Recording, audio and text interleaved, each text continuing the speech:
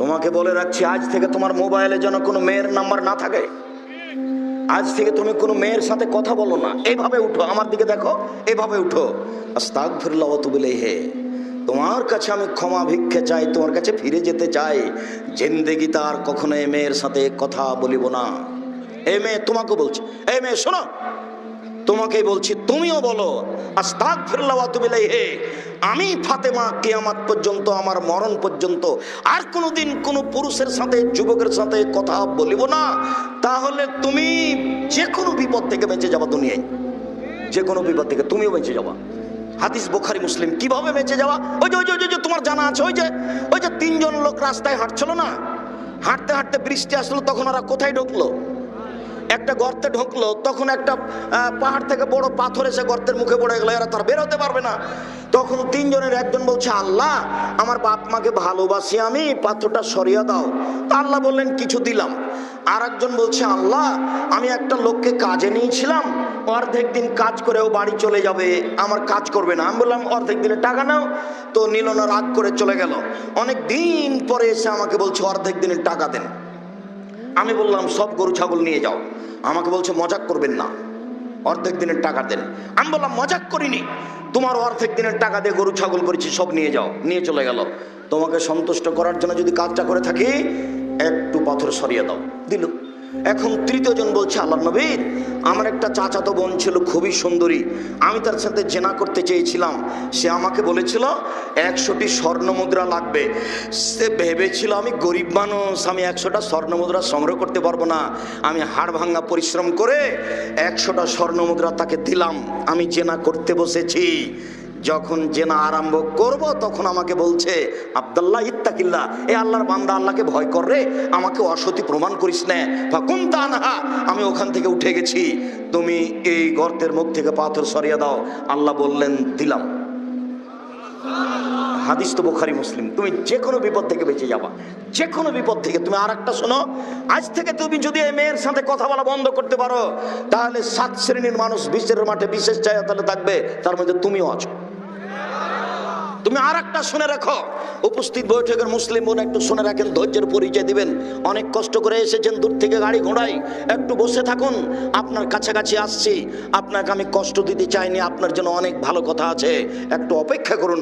সম্মানিত দিনী ভাই বোন, আমি আপনাকে বলছিলাম, আপনি যদি আজ থেকে মেয়ের সাথে গল্প করা বন্ধ করতে পারেন, তাহলে আল্লাহ আপনাকে জান্নাতুল মাওয়া দিবেন। আল্লাহ তাআলা বলছেন, অনাহান নাফসানিল হাওয়া ফাইনাল জান্নাতা হিয়াল মাওয়া। পৃথিবীর পুরুষ নারী শুনে রাখো, পৃথিবীর পুরুষ নারী শুনে রাখো, তোমরা যদি অশ্লীল কাজকে বন্ধ করতে পারো, আমি আল্লাহ তোমাদেরকে জান্নাতুল মাওয়া দিয়ে দিলাম। এটা আল্লাহর ওয়াদা। আপনি একটু আগে আসেন, মেয়ে তুমি আগে আসো, তোমার মোবাইলের জন্য আজ থেকে আর কোনোদিন যুবকের নাম্বার না থাকে। দেখো আমার বক্তব্যের সাথে মুনাফিকি করো না। দেখো তুমি আমার বক্তব্যের সাথে মুনাফিকি করো না। বক্তব্যের সাথে মুনাফিকি করে সফল হতে পারবে না। তুমি এসেছো কোরআন হাদিস শোনার জন্য, আমিও চাচ্ছি তোমাকে শোনাতে। তুমি ভদ্রতা বজায় রেখো। শোনো, আবু সাঈদ খুদরি রাদিয়াল্লাহু তাআলা আনহু বলেন, রাসূল সাল্লাল্লাহু আলাইহি ওয়াসাল্লাম বলেছেন, আল মারাতু আওরাতুন, মহিলারা হচ্ছে ঢেকে রাখা বস্তু। ফাইজা খারাজাত, ও যখন বাড়ি থেকে বের হয়, ইস্তাসরাফা শয়তান, শয়তান তখন তাকে ভুল পথে নিয়ে যায়। তুমি একবার এইদিকে হাঁটো, একবার ওইদিকে হাঁটো, একবার হাতে মা চুলে হাত দাও, একবার ভাঁজ করে কথা বলে, দেখেন না কেমন কেমন করে। একবার রাস্তার এই দিকে যায়, একবার ওই দিকে যায়, একবার ভাঁজ করে কথা বলে, একবার চুলে হাত দেয়, একবার গায়ে হাত দেয়, কেমন করে ঢং করে কথা বলে, কেন জানি কেমন কেমন করে। শয়তান ধরেছে তাকে। এ কথা আল্লাহর নবী বলছেন। আবু হুরায়রা রাদিয়াল্লাহু তাআলা আনহু বলেন, রাসূল সাল্লাল্লাহু আলাইহি সাল্লাম বলেছেন, সিনফানে মিন আহলিন নার, পৃথিবীর মানুষ শুনে রেখো, 2 শ্রেণীর মানুষ জাহান্নামে যাবে, আমি তাদের দেখিনি। পৃথিবীর মানুষ শুনে রেখো, 2 শ্রেণীর মানুষ জাহান্নামে যাবে, আমি তাদের দেখিনি। এক, ওদের হাতে থাকবে লাঠি, গাভীর লেজের মতো, একদিক মোটা একদিক চিকন, এরা দিয়ে মানুষকে মারবে, এরা জাহান্নামে যাবে, এদের আমি দেখিনি। আরেক শ্রেণীর মানুষ নিসাউন, মহিলা, কাসিয়াতুন, কাপড় পরে থাকবে, আর এতন উলঙ্গ। এই মেয়ে, তোমার গায়ের পোশাকটা তোমার কাছে কেমন? তোমাকে বলছি। এই শোনাই, গল্প করছো কেন? তোমাকে বলছি। তোমার মা তোমার পাশে বসে আছে, দেখো ছোটবেলা ওজ করে বসে আছে, দেখো তোমার মায়ের গায়ের অর্ধেক নিচের দিক ফাঁকা আছে। বলো এটা কি? বলো যে আমরা মুসলিম মেয়ে, বলো যে আমার মা মুসলিম, তোমাকে আমি অপমান করিনি, তুমি আমার দিনী বোন, তোমার মা দিনী বোন, তোমার জন্য কল্যাণ কামনা করতে এসেছি। সম্মানিত দিনী বোন, আপনাকে যথাযথভাবে মূল্যায়ন করতে চাই। আপনি একটু ফিরে আসার চেষ্টা করুন, আপনার জন্য ভালো হবে। আর আপনি জাহান্নাম থেকে বাঁচার চেষ্টা করেন। দুই একটা কথা। এক,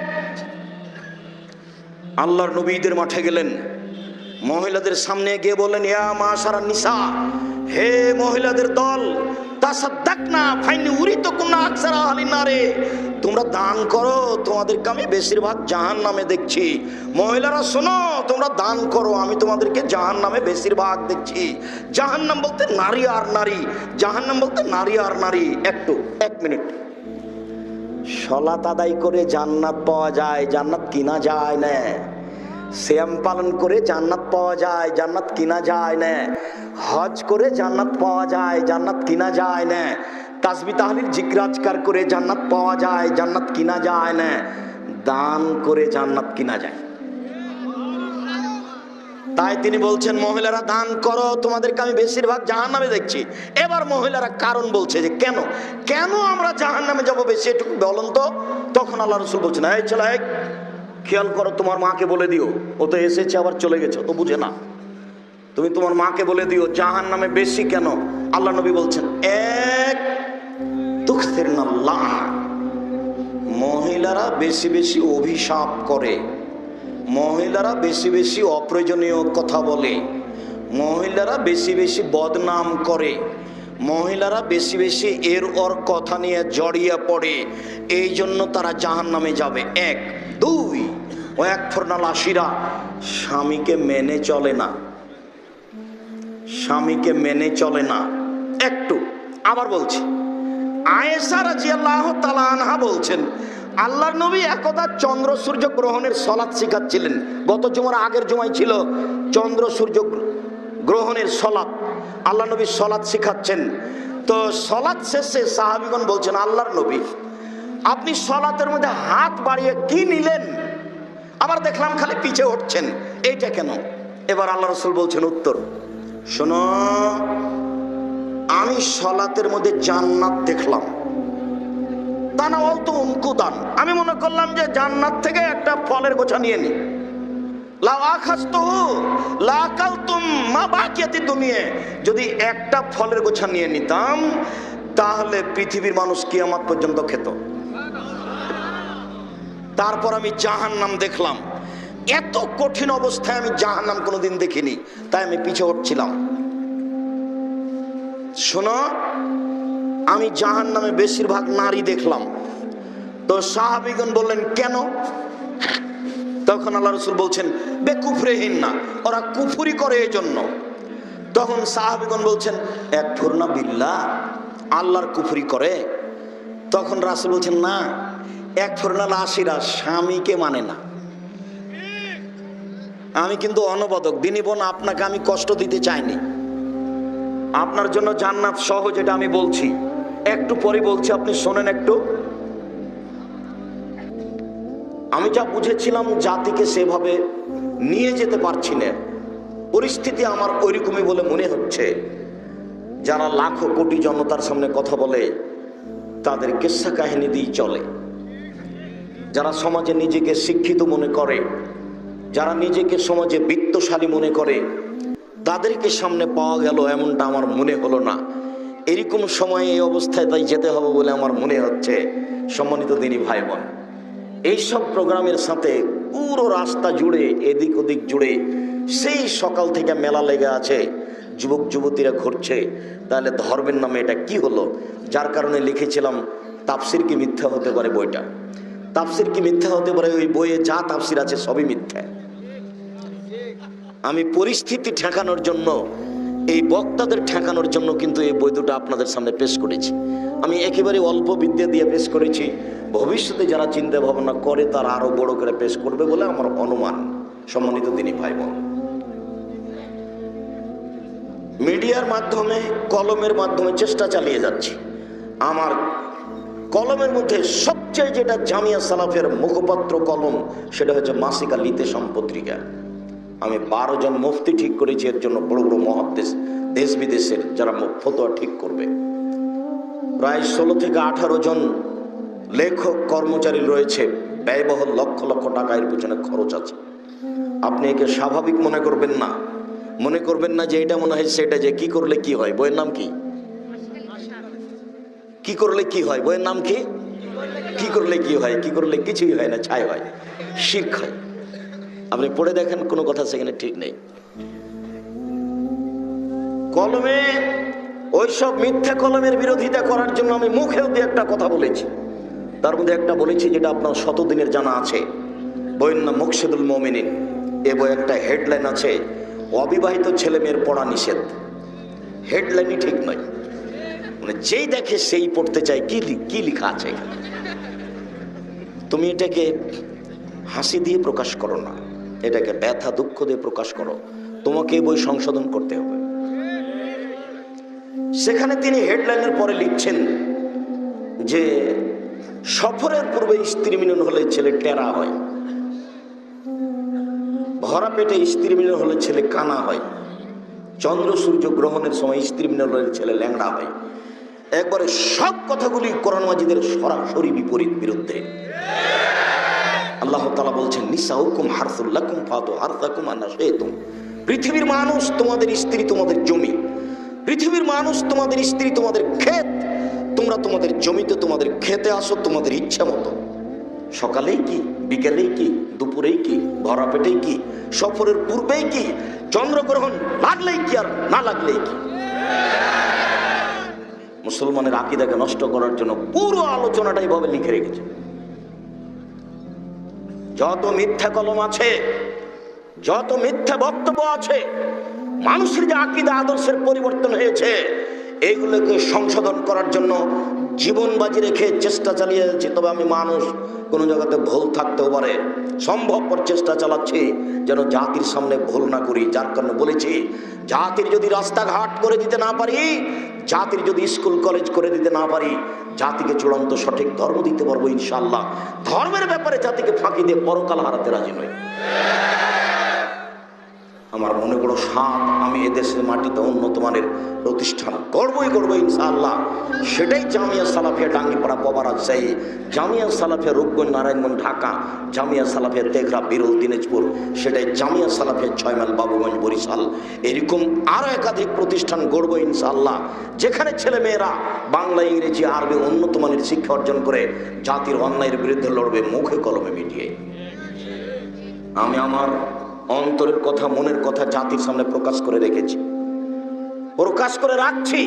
জাতিকে আমি বলেছি, আমার দিনী ভাই বোনকে বলেছি, যারা দেশ বিদেশে আছেন, সামনে আছেন, যন্ত্রের মাধ্যমে আমাদের সাথে আছেন, সাথে থাকবেন, তাদেরকে আমি জোরালোভাবে অনুরোধ জানিয়ে, দাবি জানিয়ে বলেছি, আপনি জামিয়া সালাফের জন্য দোয়া করেন। খালি মুখে বলেন আল্লাহ তুমি জামিয়া সালাফিকে কবুল করো। ওপরে যদি কবুল হয়ে যায় তাহলে মাটিতে সব কাজ সহজ, আর যদি উপরে কবুল না হয় তাহলে যতই চেষ্টা করেন আপনি সফল হতে পারবেন না। আপনার দানের হাত পরে, আল্লাহ তুমি কবুল করো, এই কথাটা আগে। সম্মানিত দিনী ভাই বোন, আর বছরে যে একটা প্রোগ্রাম করে থাকি, এইটা আপনার জামিয়া সালাফের উপরে ভালোবাসার জন্য, আপনি যেন তার সব কাজের সাথে জড়িয়ে যেতে পারেন, অংশগ্রহণ করতে পারেন। আপনার যতগুলো ভুল ভ্রান্তি কথা ও কর্ম আছে, ইবাদত আছে, সেগুলি থেকে যেন আপনি ফিরে আসতে পারেন। যার কারণে যারা জামিয়া সালাফের সম্মেলনে উপস্থিত হন, তাদেরকে আমি কোনো দলীয় কথা বলতে দিই না। তারা কারো বিরুদ্ধে কথা বলতে পাবেন না, বিষয়ভিত্তিক করেন এবং হাদিসের আলোচনা করেই তাকে আসতে হবে। যার কারণে আপনার ভালোবাসার প্রতিষ্ঠানে এবছরের জন্য সম্মেলন দেওয়া আছে 22-23 ডিসেম্বর, জামিয়া সালাফিয়া টাঙ্গিপাড়া পবা রাজশাহী। এবছরের সম্মেলন দেওয়া আছে সালাফি কনফারেন্স, জামিয়া সালাফিয়া রূপগঞ্জ নারায়ণগঞ্জ ঢাকা, 2রা-3রা মার্চ। এবছরের সম্মেলন দেওয়া আছে জামিয়া সালাফিয়া তেঘরা বিরল দিনাজপুর, 23রা ফেব্রুয়ারি। আপনি সশরীরে উপস্থিত হবেন, ভালোবাসা দিবেন, ওখান থেকে সঠিকটা নেওয়ার চেষ্টা করবেন। সম্মানিত দিনী ভাই বোন, জামিয়া সালাফের পক্ষ থেকে একটি ব্যবস্থাপনা আছে, মাসিক অনলাইন আল ইতেসাম টিভি। আমি চেষ্টা চালিয়েছি এর মাধ্যমে মানুষের আকীদাকে পরিবর্তন করার। আমি ওই সময়তে দীর্ঘ একটা লম্বা আলোচনা করে আসছি, সেই সময়তে যখন এদেশে করোনা দেখা দিয়েছিল, 2020 সালের করোনাকে লক্ষ্য করে আমি যে আলোচনা করেছি পবিত্রতায়, তাতে মুহাম্মদ সাল্লাল্লাহু আলাইহি সাল্লামের পবিত্রতাকে সবার উপরে রেখেছি। হাত এইভাবে দিতে হবে কেন? ঘুম থেকে উঠে হাত আগে পরিষ্কার করতে হবে, 3 বার ভালো করে ধুয়ে তারপর পানিতে হাত দিতে হবে। এইভাবে হাত তিনি ধুইতে বললেন কেন? তিনি হচ্ছেন মুহাম্মদ সাল্লাল্লাহু আলাইহি সাল্লাম, তারই নাম পবিত্রতা। স্বামী স্ত্রী মিলনের পরে হাত মাটিতে মেজে, লজ্জা স্থান ধৌত করার পরে হাত মাটিতে মেজে হাতকে সুন্দর করে ধুয়ে পরিষ্কার করার পরে ওযু করতে হবে কেন? এই পবিত্রতা যিনি দিয়েছেন তিনি মুহাম্মদ সাল্লাল্লাহু আলাইহি ওয়াসাল্লাম। ওযু করার সময় কোনই পর্যন্ত হাত যখন ধুইব তখন তো কবজি পর্যন্ত ধোয়া হয়েই যাবে, তা আগেই কেন কবজি পর্যন্ত ধৌত করতে হবে? এটা তো বেকার হয়ে গেল। তাহলে মুহাম্মদ সাল্লাল্লাহু আলাইহি ওয়াসাল্লাম কোনো বেকার কাজ করতে বলেছেন? অপ্রয়োজনীয় কাজ করতে বলেছেন? হাত কবজি পর্যন্ত ভালো করে 3 বার পরিষ্কার করে ধুইতে হবে, এরপরে হাতটা এখন পানি নিয়ে মুখে দেওয়ার উপযুক্ত হয়েছে। পবিত্রতা মুহাম্মদ সাল্লাল্লাহু আলাইহি ওয়াসাল্লাম। এইসব কি দিয়ে হাত পরিষ্কার করবেন? রাস্তাঘাটে মেয়েরা মহিলারা সেটা দিচ্ছে, সে দিয়ে হাত পরিষ্কার করতে হবে, এটি কিন্তু মুহাম্মদ সাল্লাল্লাহু আলাইহি ওয়াসাল্লাম দেননি। ঘুম থেকে উঠে দাঁত পরিষ্কার করতে হবে কেন? ওযু করার পূর্বে দাঁত পরিষ্কার করতে হবে কেন? বাড়ির বাহির থেকে ভিতরে আসলে দাঁত পরিষ্কার করতে হবে কেন? পেশাব পায়খানার পরে পানি দিয়ে পবিত্রতা অর্জন করতে হবে কেন? পেশাব পায়খানা থেকে পরিষ্কার হওয়ার পরে হাত মাটিতে মেজে, সাবানে মেজে হাত ধুয়ে পরিষ্কার করতে হবে কেন? লন্ডন, আমেরিকা, চীন, জাপান, অস্ট্রেলিয়া যান, পানির ব্যবস্থা নেই, পানি খরচ করারও ব্যবস্থা নেই। তার মানে মুহাম্মদ সাল্লাল্লাহু আলাইহি ওয়াসাল্লামের নীতির সাথে তাদের নীতি মিল খায় না। একটা মানুষকে গোসল দিলে তাকে আবার গোসল করতে হবে কেন?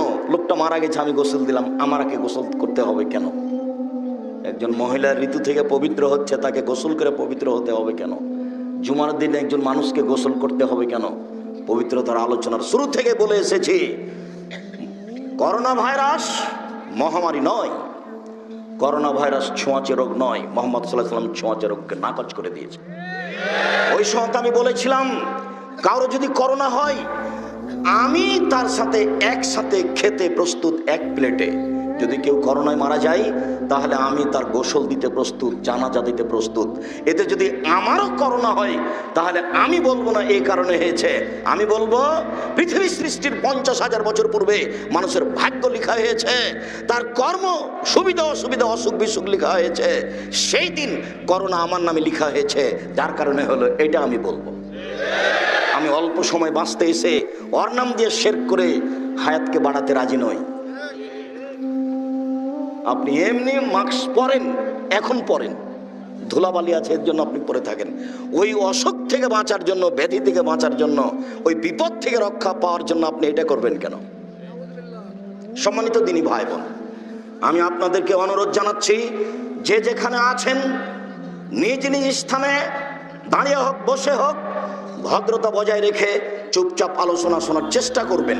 দয়া করে রাস্তাঘাটে থাকবেন। এই ছেলেরা, এই এখান থেকে যাওয়ার সময় কেউ মোটরসাইকেল বা কোনো কিছু জন্য স্টার্ট দিয়ে না নিয়ে যেতে পারে, তোমরা তার সাথে থাকবে, পার করে দেওয়া, ওখানে যাবে, তারপরে স্টার্ট দেবে গাড়ি। নিজেকে কোনো সময় পশু প্রাণী মনে করো না। আপনারা যারা আছেন নিজেকে গরু ছাগল মনে করবেন না, মানুষ মনে করবেন। মহান আল্লাহ বলেন, বুঝে না ওরা অন্তর আছে, বুঝে না, বুঝা দরকার ছিল। শুনেও শোনে না ওরা, কান আছে শোনে না, কান শোনা দরকার ছিল। দেখেও দেখে না ওরা, চক্ষু আছে দেখে না, দেখা দরকার ছিল।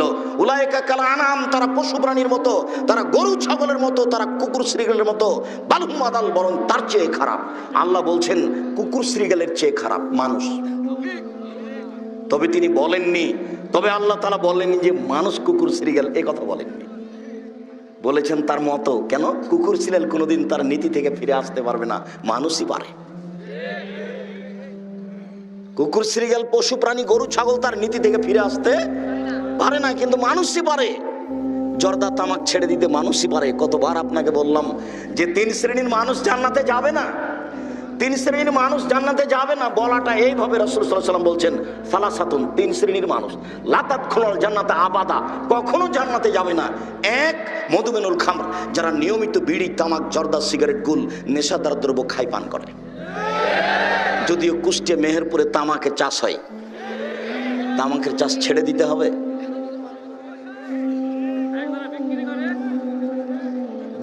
রাজালাতু মিনান নিসায়ে, পুরুষের বেশধারী নারী, যারা পুরুষের জুতা স্যান্ডেল পরে, যারা পুরুষের শার্ট প্যান্ট পরে, যারা পুরুষের পোশাক পরে, তারা জান্নাতে যাবে না। এ কথা মুহাম্মদ সাল্লাল্লাহু আলাইহি সাল্লাম বলেন। তিনি বলেন ও দায়ুস আল্লাযী ইকরি ফি আহলিল খাবাসা, দায়ুস জান্নাতে যাবে না যে তার পরিবারে বেহায়াইর সুযোগ দিয়েছে। বাপ চলে গেছে 3 চিল্লে 4 মাসে লন্ডনে আছে, তাসবিহ পিটছে, আর মেয়ে ঢাকা বিশ্ববিদ্যালয়ে আরেকজনের সাথে ঘুরে ধর্ম দেখাচ্ছে। এর নাম ধর্ম নয়। জন্ম দিতে পারলে বাপ হওয়া যায় না, ক্ষমতার নাম বাপ, নীতির নাম বাপ। রাসূল সাল্লাল্লাহু আলাইহি ওয়াসাল্লাম বলছেন অল ইমামুর রাজুলের রায়না মাসউলুন রায়তি, যারা দেশের নেতা তার নেতৃত্ব সম্পর্কে বিচারের মাঠে জবাব দিতে হবে। আর রাজুল রাইন ফি আহলি বাইতিহি, যে বাড়ির মালিক, পিতা, ছেলের বাপ, মেয়ের বাপ, বৌমার শ্বশুর, একে তার বিচারের মাঠে তার এই দায়িত্ব সম্পর্কে শক্তভাবে মুখামুখি কঠোর জবাব দিতে হবে। অল মারাতু রাহিতুন ফি বাইতি যাওজিহা, বাড়িতে ছেলের মা, মেয়ের মা, বৌমার শাশুড়ি, এই মহিলাকে তার বাড়ির নেতৃত্ব সম্পর্কে একবারে অক্ষরে অক্ষরে জবাব দিতে হবে। জবাব দিতে না পারলে বিচারের মাঠেও সফল হতে পারবে না, তাহাজ্জুদ টিকবে না। এই রহস্য কোনোদিন আপনাকে আমি বুঝাতে পারলাম না। জাবের রাদিয়াল্লাহু তাআলা আনহুকে আল্লাহর নবী বলছেন, সবাইকে আল্লাহর নবী বললেন যে আমরা এখন মদিনায় ঢুকবো না, যুদ্ধ করে আসছি, আমরা এখানে রাত্রে থাকি, সকালে আমরা নিজ নিজ বাড়িতে যাব। তো জাবের বলছেন আল্লাহর নবী, আমি নতুন বিবাহ করেছি, আমাকে বাড়ি যেতে অনুমতি দেন। তো আল্লাহ রাসূল ওই অনুমতির সাথে কিছু কথা বলতে লাগলেন যে হাল্লা বিক্রানাও সাইয়্যিবা, তুমি যে বিবাহ করেছো তো কুমারী মেয়ে বিবাহ করেছো না তালাক প্রাপ্তা মেয়ে বিবাহ করেছো? তখন জাবির রাদিয়াল্লাহু আনহু বলছেন সাইয়্যিবা, তালাক প্রাপ্তা মেয়ে বিবাহ করেছি। তখন আল্লাহ রাসূল বলছেন হাল্লা বিক্রান্ত লাইবাহাতুলাইবকা, তুমি অবিবাহিতা কুমারী মেয়ে কেন বিবাহ করলে না? তুমি তার সাথে খেলতে, ও তোমার সাথে খেলতো। আচ্ছা যাক, রাসূল সাল্লাল্লাহু আলাইহি ওয়াসাল্লাম যা বললেন। এখন জাবের কি বলছেন শোনেন। জাবের বলছেন আল্লাহর নবী, আমার বাপ উহুদের যুদ্ধে মারা গেছেন, 9 জন মেয়ে রেখে আমার 9টা বোন। অন্য এক বর্ণনা রয়েছে আমার বাপ উহুদের যুদ্ধে শহীদ হয়েছেন 6টা মেয়ে রেখে আমার 6 জন বোন। আমি চাইনি আমার বোনের মতো বয়সের একটা মেয়েকে বিবাহ করতে, আমি এমন মেয়েকে বিবাহ করতে চেয়েছি যেই মেয়ে তুয়াত্তে বহুন না এদের শিষ্টাচার দিতে পারবে, অতুয়াল্লে বহুন না এদের বিদ্যা দিতে পারবে, অতুরাজ্জাল হন না এদের মাথার চুল চিরুনি করে দিতে পারবে, অত্যাকুমা আলাইহিন না যে এদের সামনে পাহারা দিতে পারবে, আমার বোনদেরকে পাহারা দিতে পারবে। মা মানে পাহারাদার, মা মানে পাহারাদার। আমি এই কথা বলিনি, মুহাম্মদ সাল্লাল্লাহু আলাইহি ওয়াসাল্লাম এই কথা বলেন। তার মুখের ভাষা আরবি আপনাকে শোনালাম। ছেলে খারাপ হয়েছে এর জন্য গ্রামবাসী দায়ী নয়, ছেলে খারাপ হয়েছে এর জন্য বাপ মা দায়ী। মেয়ে খারাপ হয়েছে এর জন্য গ্রামবাসী দায়ী নয়, মেয়ে খারাপ হয়েছে এর জন্য মা দায়ী। রাসূল সাল্লাল্লাহু আলাইহি সাল্লাম বলছেন কুল্লু মাউলুদিন ইউলাদু আলাল ফিতরা ফাহুয়া ইউহাব্বাদু হিউম্যানাইজেশনিহি ওয়া ইউনাসরানিহি, প্রত্যেকটা ছেলে মেয়ে ইসলামী ধারণ ক্ষমতা নিয়ে জন্ম নেয়, প্রত্যেকটা ছেলে মেয়ে ইসলামী ধারণ ক্ষমতা নিয়ে জন্ম নেয়। 5 ওয়াক্ত সালাত আদায় করতে পারবে, এই ক্ষমতা তার ভিতরে আছে। দাড়ি ছেড়ে দিতে পারবে, চাঁচবে না, এই ক্ষমতা তার ভিতরে আছে। টাকনুর নিচে প্যান্ট পরবে না, উপরেই পরবে, এই ক্ষমতা তার ভিতরে আছে। তো টাকনো নিচে প্যান্ট পরলো কেন? দাড়ি চাঁচলো কেন? দোকানে বসে আড্ডা পিটলো কেন? সুদ ঘুষ জুয়ায় অংশগ্রহণ করলো কেন? রাসূল সাল্লাল্লাহু আলাইহি ওয়াসাল্লাম বলছেন ওর বাপ মা করতে বলেছে এই জন্য। মেয়েটা নগ্ন পোশাকে আছে কেন? এখন ক্লাস 10-এ পড়ে, ওর বাপ তাহাজ্জুদ পড়ে, এখন বসে আছে, মাথায় কাপড় নেই। এর জন্য জবাব আমি দিব, ওই কাপুরুষ বাপে দিবে, আমি দিব। জন্ম আমি দিয়েছি, জন্ম আপনি দিয়েছেন, আপনি প্রস্তুত থাকেন। আল্লাহর নবী আপনাকে বলছেন পাহারাদার, এই ছেলেদের, এই বাড়ির পাহারাদার আপনি, জবাব আপনাকে দিতে হবে। এই বাড়ির পাহারাদার আপনার স্ত্রী, আপনার মেয়ের প্রত্যেকটা অন্যায়ের জবাব আপনার স্ত্রীকে দিতে হবে, আপনাকে দিতে হবে। তাই রাসূল সাল্লাল্লাহু আলাইহি ওয়াসাল্লাম বলছেন 3 শ্রেণীর মানুষ জান্নাতে যাবে না। ভুল বুঝিয়েন না, কথা আমি বোঝানোর চেষ্টা করেছি। প্রত্যেক দিন আপনার মেয়ে স্কুল থেকে আসে বিকাল 2টার সময়, আজকে এসেছে 2:30টার সময়। ওই সময়ে আপনার স্ত্রী সালাত আরম্ভ করতে যাচ্ছিল, সালাত নামাজ পড়বে, এই সময়তে মেয়ে বাড়িতে ঢুকেছে। দায়িত্ব আগে মেয়েকে আগে জিজ্ঞাসা করতে হবে, আম্মু প্রতিদিন 2টায় আসো, আজকে 2:30টায় আসলে 1 ঘন্টা লেট করলে কেন? এটা রহস্য আগে বের করতে হবে, তারপরে কোনো কথা। এটা অক্ষরে অক্ষরে প্রকাশ করতে হবে, বুঝতে হবে, জানতে হবে, তার নাম মা। মায়ের কারণে এই সংসার এই পরিবার ভুল পথে গেছে, বাপের কারণে এই সংসার এই পরিবার ভুল পথে গেছে। বলছিলাম সম্মানিত দিনী ভাই বোন, মহান আল্লাহ বলেন অকারনা ফি বুয়ুতিকুন্না ওয়ালা তাবাররাজনা তাবাররুজাল জাহিলিয়াতিল উলা। হে মুসলিম মহিলা, তোমরা বাড়িতে থাকো। বন্যতার যুগে, বর্বরতার যুগে, অসভ্যতার যুগে নারীরা যেভাবে প্রদর্শনী দিয়ে চলতো, নিজেকে দেখিয়ে চলতো, এভাবে তোমরা চলো না। এটা আল্লাহর আদেশ। যারা এভাবে চলছে রাস্তাঘাটে, কলেজ মাঠে, যে কোনো জায়গায়, এরা আল্লাহর কথাকে অমান্য করে চলেছে। এটা আল্লাহর আদেশ। আল্লাহ তাআলা বলেন ইয়া আইয়ুহান নবী কুল্লি আজওয়াজিকা ওয়া বানাতিকা ওয়া নিসাইল মুসলিমিন আইয়ুদিনিনা আলাইহিন্না মিন জালাবিবিহিন্না। পৃথিবীর মুসলিম পুরুষ শুনে রেখো, তোমাদের স্ত্রী, তোমাদের মেয়ে, মুহাম্মদ সাল্লাল্লাহু আলাইহি সাল্লাম আপনার মেয়ে, আপনার স্ত্রী, এরা যখন বাড়ি থেকে বের হবে তখন ইসলামী পোশাক পরে বাড়ি থেকে বের হবে। এটা আল্লাহর আদেশ। বাইরে যাওয়া লাগতে পারে, মেডিকেলে, হাসপাতালে যাওয়া লাগতে পারে, আত্মীয় স্বজনের বাড়ি যাওয়া লাগতে পারে কারণবশত, তখন ইসলামী পোশাক পরে বের হতে হবে। উম্মু আতিয়া রাদিয়াল্লাহু তাআলা আনহা বলেন রাসূল সাল্লাল্লাহু আলাইহি সাল্লাম আদেশ করলেন উমিরনা নুখরিজাল হুইয়াজ ওয়া জাওয়াতিল খুদুরে ইয়াউমাল ইদাইন ইলাল মুসাল্লা। আল্লাহর নবী আমাদেরকে খোলা অর্ডার করে দিলেন, শোনো, সব মহিলাকে ঈদের মাঠে যেতে হবে। ভালো মহিলাকে ঈদের মাঠে তো যেতে হবে হবেই। যারা ঋতুবতী, যাদের হাইজ হয়েছে, যারা যুবতী, এদেরকে ঈদের মাঠে যেতে হবে, জরুরি আদেশ। উম্মু আতিয়া বলছেন, আরো কথা তিনি বললেন, এসাদনা জামাতাল মুসলিমিনা দাওয়াতাহুম ওই কাব্বিরনা মান নাস। এসব ঋতুবতী মহিলারা ঈদের মাঠে যাবে, ইমামের বক্তব্য শুনবে, জনগণের সাথে তাকবীর পাঠ করবে, আল্লাহু আকবার, আল্লাহু আকবার, লা ইলাহা ইল্লাল্লাহ, আল্লাহু আকবার, আল্লাহু আকবার, ওয়ালিল্লাহিল হামদ। এই কথা মুহাম্মদ সাল্লাল্লাহু আলাইহি ওয়াসাল্লাম বললেন। ঈদের মাঠে যাবে, সালাতের সময় পৃথক হয়ে থাকবে, জনগণের সাথে তাকবীর পাঠ করবে, ইমামের বক্তব্য শুনবে, এই জন্য যেতে হবে, যেতে বাধ্য। তখন আমাদের একজন বলল, আল্লাহর নবী, ইহদানা লাইসা লাহা জিলবাব, আমাদের কোন মহিলা এমনও আছে যার চাদর নাই, বাইরে যাওয়ার মতো চাদর নাই, তাহলে কি করবে? তখন রাসূল সাল্লাল্লাহু আলাইহি ওয়াসাল্লাম বলছেন, লেতুল বিসাহা সাহিবাতা মিন জিলবাবিহা, ওর সাথী, ওর বান্ধবী, ওর কোনো দিনী বোন তাকে চাদর দিবে, তাহলে আরেকজনের চাদর ধার করে নিয়ে ঈদের মাঠে যাবে। এই কথা মুহাম্মদ সাল্লাল্লাহু আলাইহি ওয়াসাল্লাম বলেন। এই বুখারী মুসলিমের হাদিসে কি বলতে চেয়েছি? যেটা বলতে চেয়েছি সেটা হলো এই, যে মুসলিম মহিলা বাড়ি থেকে বের হলে ইসলামী পোশাক পরে বের হবে। এটা আল্লাহ বলছেন, এটা আল্লাহর নবী বলছেন। মহান আল্লাহ বলেন, ওয়াইদা সালতুমুহুন্না মাতান ফাসআলুহুন্না মিন ওয়ারাই হিজাব। তোমাদের যদি অপর মহিলাদের সাথে কথা বলা লাগে, কোনো প্রয়োজনীয় কিছু লেনদেন করা লাগে, তাহলে অন্তরাল আট থেকে কথা বলো, অন্তরাল আট থেকে লেনদেন করো। যালিকুম আতহারু লিকুলুবিকুম ওয়া কুলুবিহিন্না, অন্তরাল থেকে কথা বললে তোমার অন্তরটাও পবিত্র থাকবে, তার অন্তরটাও পবিত্র থাকবে। তোমাকে দেখে কিছু মন্তব্য করবে না, তুমিও তাকে দেখে কিছু মন্তব্য করবে না। তুমি তো দেখতেই পাচ্ছ না, তো মন্তব্য করবে কি করে? এটা আল্লাহ বলছে। তাহলে আমাদের অবস্থা কি হতে পারে? এক মিনিট, এই ছেলে বসো, দয়া করে কোনো দিনী ভাই বোন আমাকে কাজ দেখাবেন না, আপনার কোনো জরুরি কাজ এখন আমাকে দেখাবেন না, দয়া করে, আপনাকে আমি অনেক ভালোবাসি। এত কষ্ট করে কয়েকটা জেলা থেকে আপনি এসেছেন আমাকে দেখার জন্য নয়, কিছু কথা শোনাও মানার জন্য। আমি আপনার ভালোবাসাতেই এসেছি। যদি মানুষের কথার কারণে প্রোগ্রাম বাদ দিতাম, তাহলে এইখানে আর অন্তত আমি আব্দুর রাজ্জাক বিন ইউসুফ প্রোগ্রামে আসতাম না। কিন্তু মানুষের কথা কে কি বললো, এটা আমি কোনোদিন পিছনে তাকিয়ে দেখিনি। কে কোন বক্তব্য দিল, এটা আমি কোনোদিন পিছনে তাকিয়ে দেখিনি।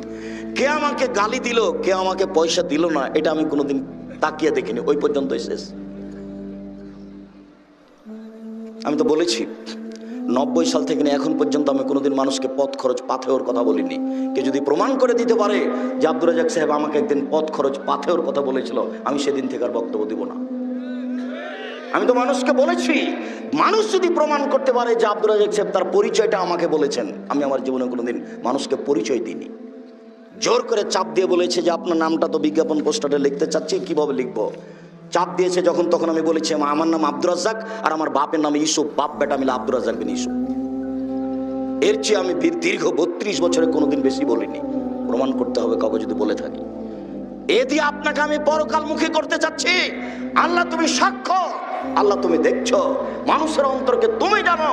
সত্য সত্যই যদি এই দিয়ে তোমাকে সন্তুষ্ট করতে চাই, মানুষকে পরকালমুখী করতে চাই, তাহলে তুমি এই কথাগুলি মানুষের জন্য গ্রহণীয় হিসাবে কবুল করো। মানুষ যেন এইসব কথা মেনে চলার চেষ্টা করে। এটাই তোমার কাছে আসাইন না কালা কুল্লি শাইন কাদির। তুমি সব কিছু করতে পারো, ক্ষমতাধর তুমি, আজিজ তুমি, পরাক্রমশালী, তোমাকে কেউ ঠেকাতে পারে না। কাবি শক্তিশালী তুমি, ফাআলুল লিমা ইউরিদ, যা ইচ্ছে তাই তুমি করতে পারো। আদ সামুদকে ধ্বংস করে দিয়েছো, পরোয়া করনি তুমি। ফেরাউনকে ডুবিয়ে দিয়েছো, পরোয়া করনি তুমি। লূত আলাইহিস সালামের খারাপ সম্প্রদায়কে ধ্বংস মাটির নিচে ডুবিয়ে দিয়েছো, পরোয়া করনি তুমি। তুমি বড় শক্তিশালী, তুমি সব কিছু করতে পারো।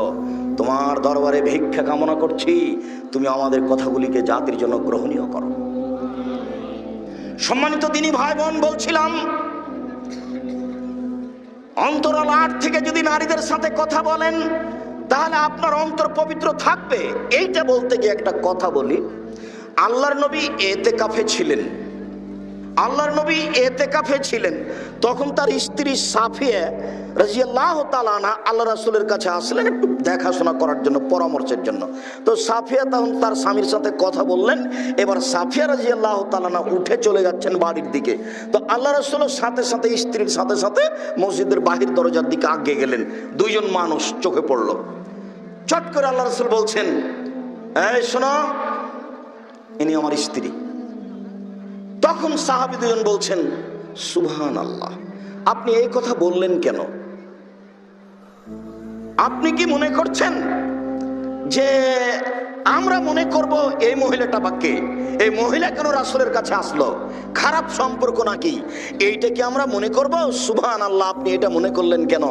তখন আল্লাহ রাসূল বলছেন, শোনো, শয়তান যেন তোমাদের অন্তরে চলতে না পারে, এটা আমি বন্ধ করে দিলাম। আমি যদি না বলে দিতাম যে এটা আমার স্ত্রী, তাহলে তোমরা বাড়ির দিকে হাঁটতে আর বলতে এটা যে কে, মহিলাটা যে কে, এইভাবে একাই মহিলা আসলো কেন, রাসূলের সাথে তার কি সম্পর্ক? এই শয়তান তোমাদেরকে বোকা বানিয়ে দিত। শয়তান যেন বোকা বানাতে না পারে, সেই জন্য আমি বলে দিলাম এটা আমার স্ত্রী সাফিয়া। শয়তানকে সুযোগ দিলে ঈমান আমান হারিয়ে যাবে, এই কথাই ঠিক। শয়তান ভিতরে চলতে পারে। শয়তানকে যখন আল্লাহ বললেন সরে যা, তুই হচ্ছে রাজিম, বিতাড়িত হয়, এখান থেকে চলে যা, তখন শয়তান বলছে চলে যাব বটে, কয়েকটা সুযোগ দিতে হবে। এক, কিয়ামত পর্যন্ত বাঁচতে চাই, কোনোদিন যেন মরণ না হয়, ইবলিস বলছে। তা আল্লাহ বলেন আচ্ছা ঠিক আছে। তখন ইবলিস বলছে তোমার সম্মানের কসম, তোমার মর্যাদার কসম, তোমার ইজ্জতের কসম। ইবলিস বলছে আমি আদম সন্তানকে জাহান্নামে নিয়ে গিয়েই ছাড়বো, আমি ওকে ভ্রান্ত করেই ছাড়বো। আমি কেন একাই জাহান্নামে চলে যাব? আপনার রহমত থেকে চলে গেলাম, আমি একাই চলে যাব?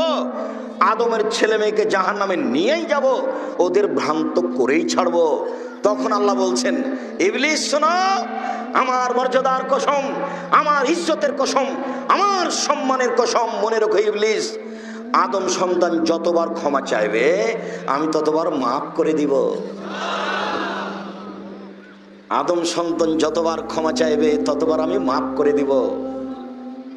আনাস রাদিয়াল্লাহু তাআলা আনহু বলেন রাসূল সাল্লাল্লাহু আলাইহি ওয়াসাল্লাম বলেছেন, ইয়া ইবনে আদম, আদমের ছেলে মেয়ে শোনো, লাউ বালাগাত জুনুবুকা আনানাস সামায়ে, তোমার পাপ বেশি হতে হতে যদি আকাশে লেগে যায়, ইদাস্তাগফারতানি, এরপরে যদি তুমি আমার কাছে ক্ষমা চাও, গাফারতু লাকা ওয়া লা উবালি, আমি তোমাকে ক্ষমা করে দিব, আমি পরোয়া করি না তুমি কত বড় পাপী। আদম সন্তান শোনো, আমি পরোয়া করি না তুমি কত বড় পাপী। আদম সন্তান শোনো, আমি পরোয়া করি না তুমি কত বড় পাপী। তুমি আমার কাছে ক্ষমা চাইলে আমি ক্ষমা করে দিব। সম্মানিত দিনী ভাই বোন, এই ছেলে যারা কাজ করছে তাদের কাজ করতে দাও, তুমি মুখ খুলো না। আর আশেপাশ থেকে কোনো বাচ্চা ছেলেকে উঠতে দিবেন না। খুব শক্ত হয়ে খেয়াল করে বসে থাকবেন, কোনো সময় কথাকে অবমাননা করার চেষ্টা করবেন না। আমি আপনার জন্য এসেছি। বিচারের মাঠে আল্লাহ তাআলা উপস্থিত হবেন আমাদের সামনে। পুরুষ নারী, হিন্দু মুসলমান বৌদ্ধ খ্রিস্টান সব থাকবে। আল্লাহ তাআলা আমাদের সামনে এসে বলবেন, আপনা আদম লা আতাইতানি বিকুরাবিল আরজি খাতায়া সুম্মা লাকিতানি লা তুশরিক বি শাইআ লা আতাইতুকা বিকুরাবিহা মাগফিরা। আদম সন্তান শুনে রেখো, আজ বিচারের মাঠে উপস্থিত হয়েছো, যেই পরিমাণ পাপ নিয়ে উপস্থিত হয়েছো সেই পরিমাণ আমি ক্ষমা নিয়ে উপস্থিত হয়েছি। তোমার যেই পরিমাণ পাপ আমার সেই পরিমাণ ক্ষমা, তোমার যেই পরিমাণ পাপ আমার সেই পরিমাণ ক্ষমা। তোমার পাপ যত আমার ক্ষমা তত, তোমার পাপ যত আমার ক্ষমা তত। যদি শিরক না করে থাকো, শিরক ব্যতীত আমি সব পাপ ক্ষমা করে দেব। কাজেই ইবলিস আপনাকে ঠকিয়ে সফলতা অর্জন করতে পারবে না যদি আপনি আল্লাহকে বলতে পারেন। তাহলে আল্লাহর নবী বলছেন, কুল্লু বানি আদম খাত্তা, আদম সন্তানই পাপী, আদমের ছেলে মেয়ে পাপী। ও খায়রু খাত্তাইনাত তাওয়াবুন, সবচেয়ে ভালো পাপী ওই যে পাপ করার পরে আল্লাহকে বলে ভুল হয়েছে, মাফ করো, আস্তাগফিরুল্লাহ ওয়া আতুবু ইলাইহি বলে। মহান আল্লাহ বলেন, অকুল্লিল মুমিনাত ইয়াগদুদনা মিন আবসারিহিন্না ওয়া ইয়াহফাজনা ফুরুজাহুন্না ওয়া লা ইউবদিনা যিনাতাহুন্না ইল্লা লিবুলাতিহিন্না। মুহাম্মদ সাল্লাল্লাহু আলাইহি সাল্লাম, আপনি পৃথিবীর মুমিন নারীদেরকে বলে দেন তারা যেন তাদের চক্ষুকে নিচু করে চলে। মহিলাদেরকে আল্লাহ পর্দা করে চলার জন্য বলছে। এই মেয়ে শোনো, কথা বলছো কেন? তোমাকেই তো বলছি। উপস্থিত বৈঠকের মুসলিম বোন, আর একজন গায়ের ওপর দিয়ে চড়ে চলে গেলে আপনি মুখ খুলবেন না, চুপচাপ থাকেন, এক খেয়ালে চেয়ে থাকবেন। আল্লাহ বলছেন যে মহিলাদেরকে চক্ষু নিচু করে চলতে হবে। ওয়াহফাজনা ফুরুজাহুন্না, লজ্জা স্থানকে হেফাজতে রাখতে হবে, বিলিয়ে দিতে হবে না। এই কথাটার সাথে একটু পর একটা কথা আসবে। ঢং ঢং করে এসেছো, ঢং ঢং করে চলে যায় না। ভদ্রতা বজায় রেখে শিক্ষিতা মেয়ের পরিচয় দিয়ে চুপচাপ বসে থাকো। মহান আল্লাহ বলছেন, আপনি বলে দেন ওরা যেন তাদের লজ্জা স্থানকে হেফাজতে রাখে। ওয়া ইউবদিনা যিনাতাহুন্না, তারা তাদের সৌন্দর্যকে যেন প্রকাশ না করে। এটা আল্লাহ বলছেন। তোমার সৌন্দর্যতা কি বলো তো? তুমি কি বুঝো? তুমি তো মনে করো চুলগুলো আমার খুব সুন্দর থাকবে, তাহলে বোঝা যাচ্ছে যে সুন্দর হওয়ার এটা দিক, তাহলে এটা ঢেকে রাখতে হবে। তুমি তো মনে করো যে আমি মুখে এই সেই লাগাবো, মানুষে দেখবে তোমাকে ভালো লাগে, তাহলে এইটা সুন্দরতা প্রকাশ করার একটা দিক। মেয়েদেরকে নখে, হাতের নখে এবং পায়ের নখে মেহেন্দি দিতে হবে, এ কথাই ঠিক। মেহেদি দিতে হবে, এ কথাই ঠিক, জরুরিভাবে দিতেই হবে, দিতে বাধ্য। কেন? একজন মহিলার নিকট থেকে আল্লাহর নবী একটা পত্র নিলেন, তো মহিলার হাতে মেহেদি ছিল না। আল্লাহ রাসূল হাতটার নিন্দা করে বললেন, আমি আদরা ছিল না মেমরা, এই হাতটা মহিলার হাত না পুরুষের হাত?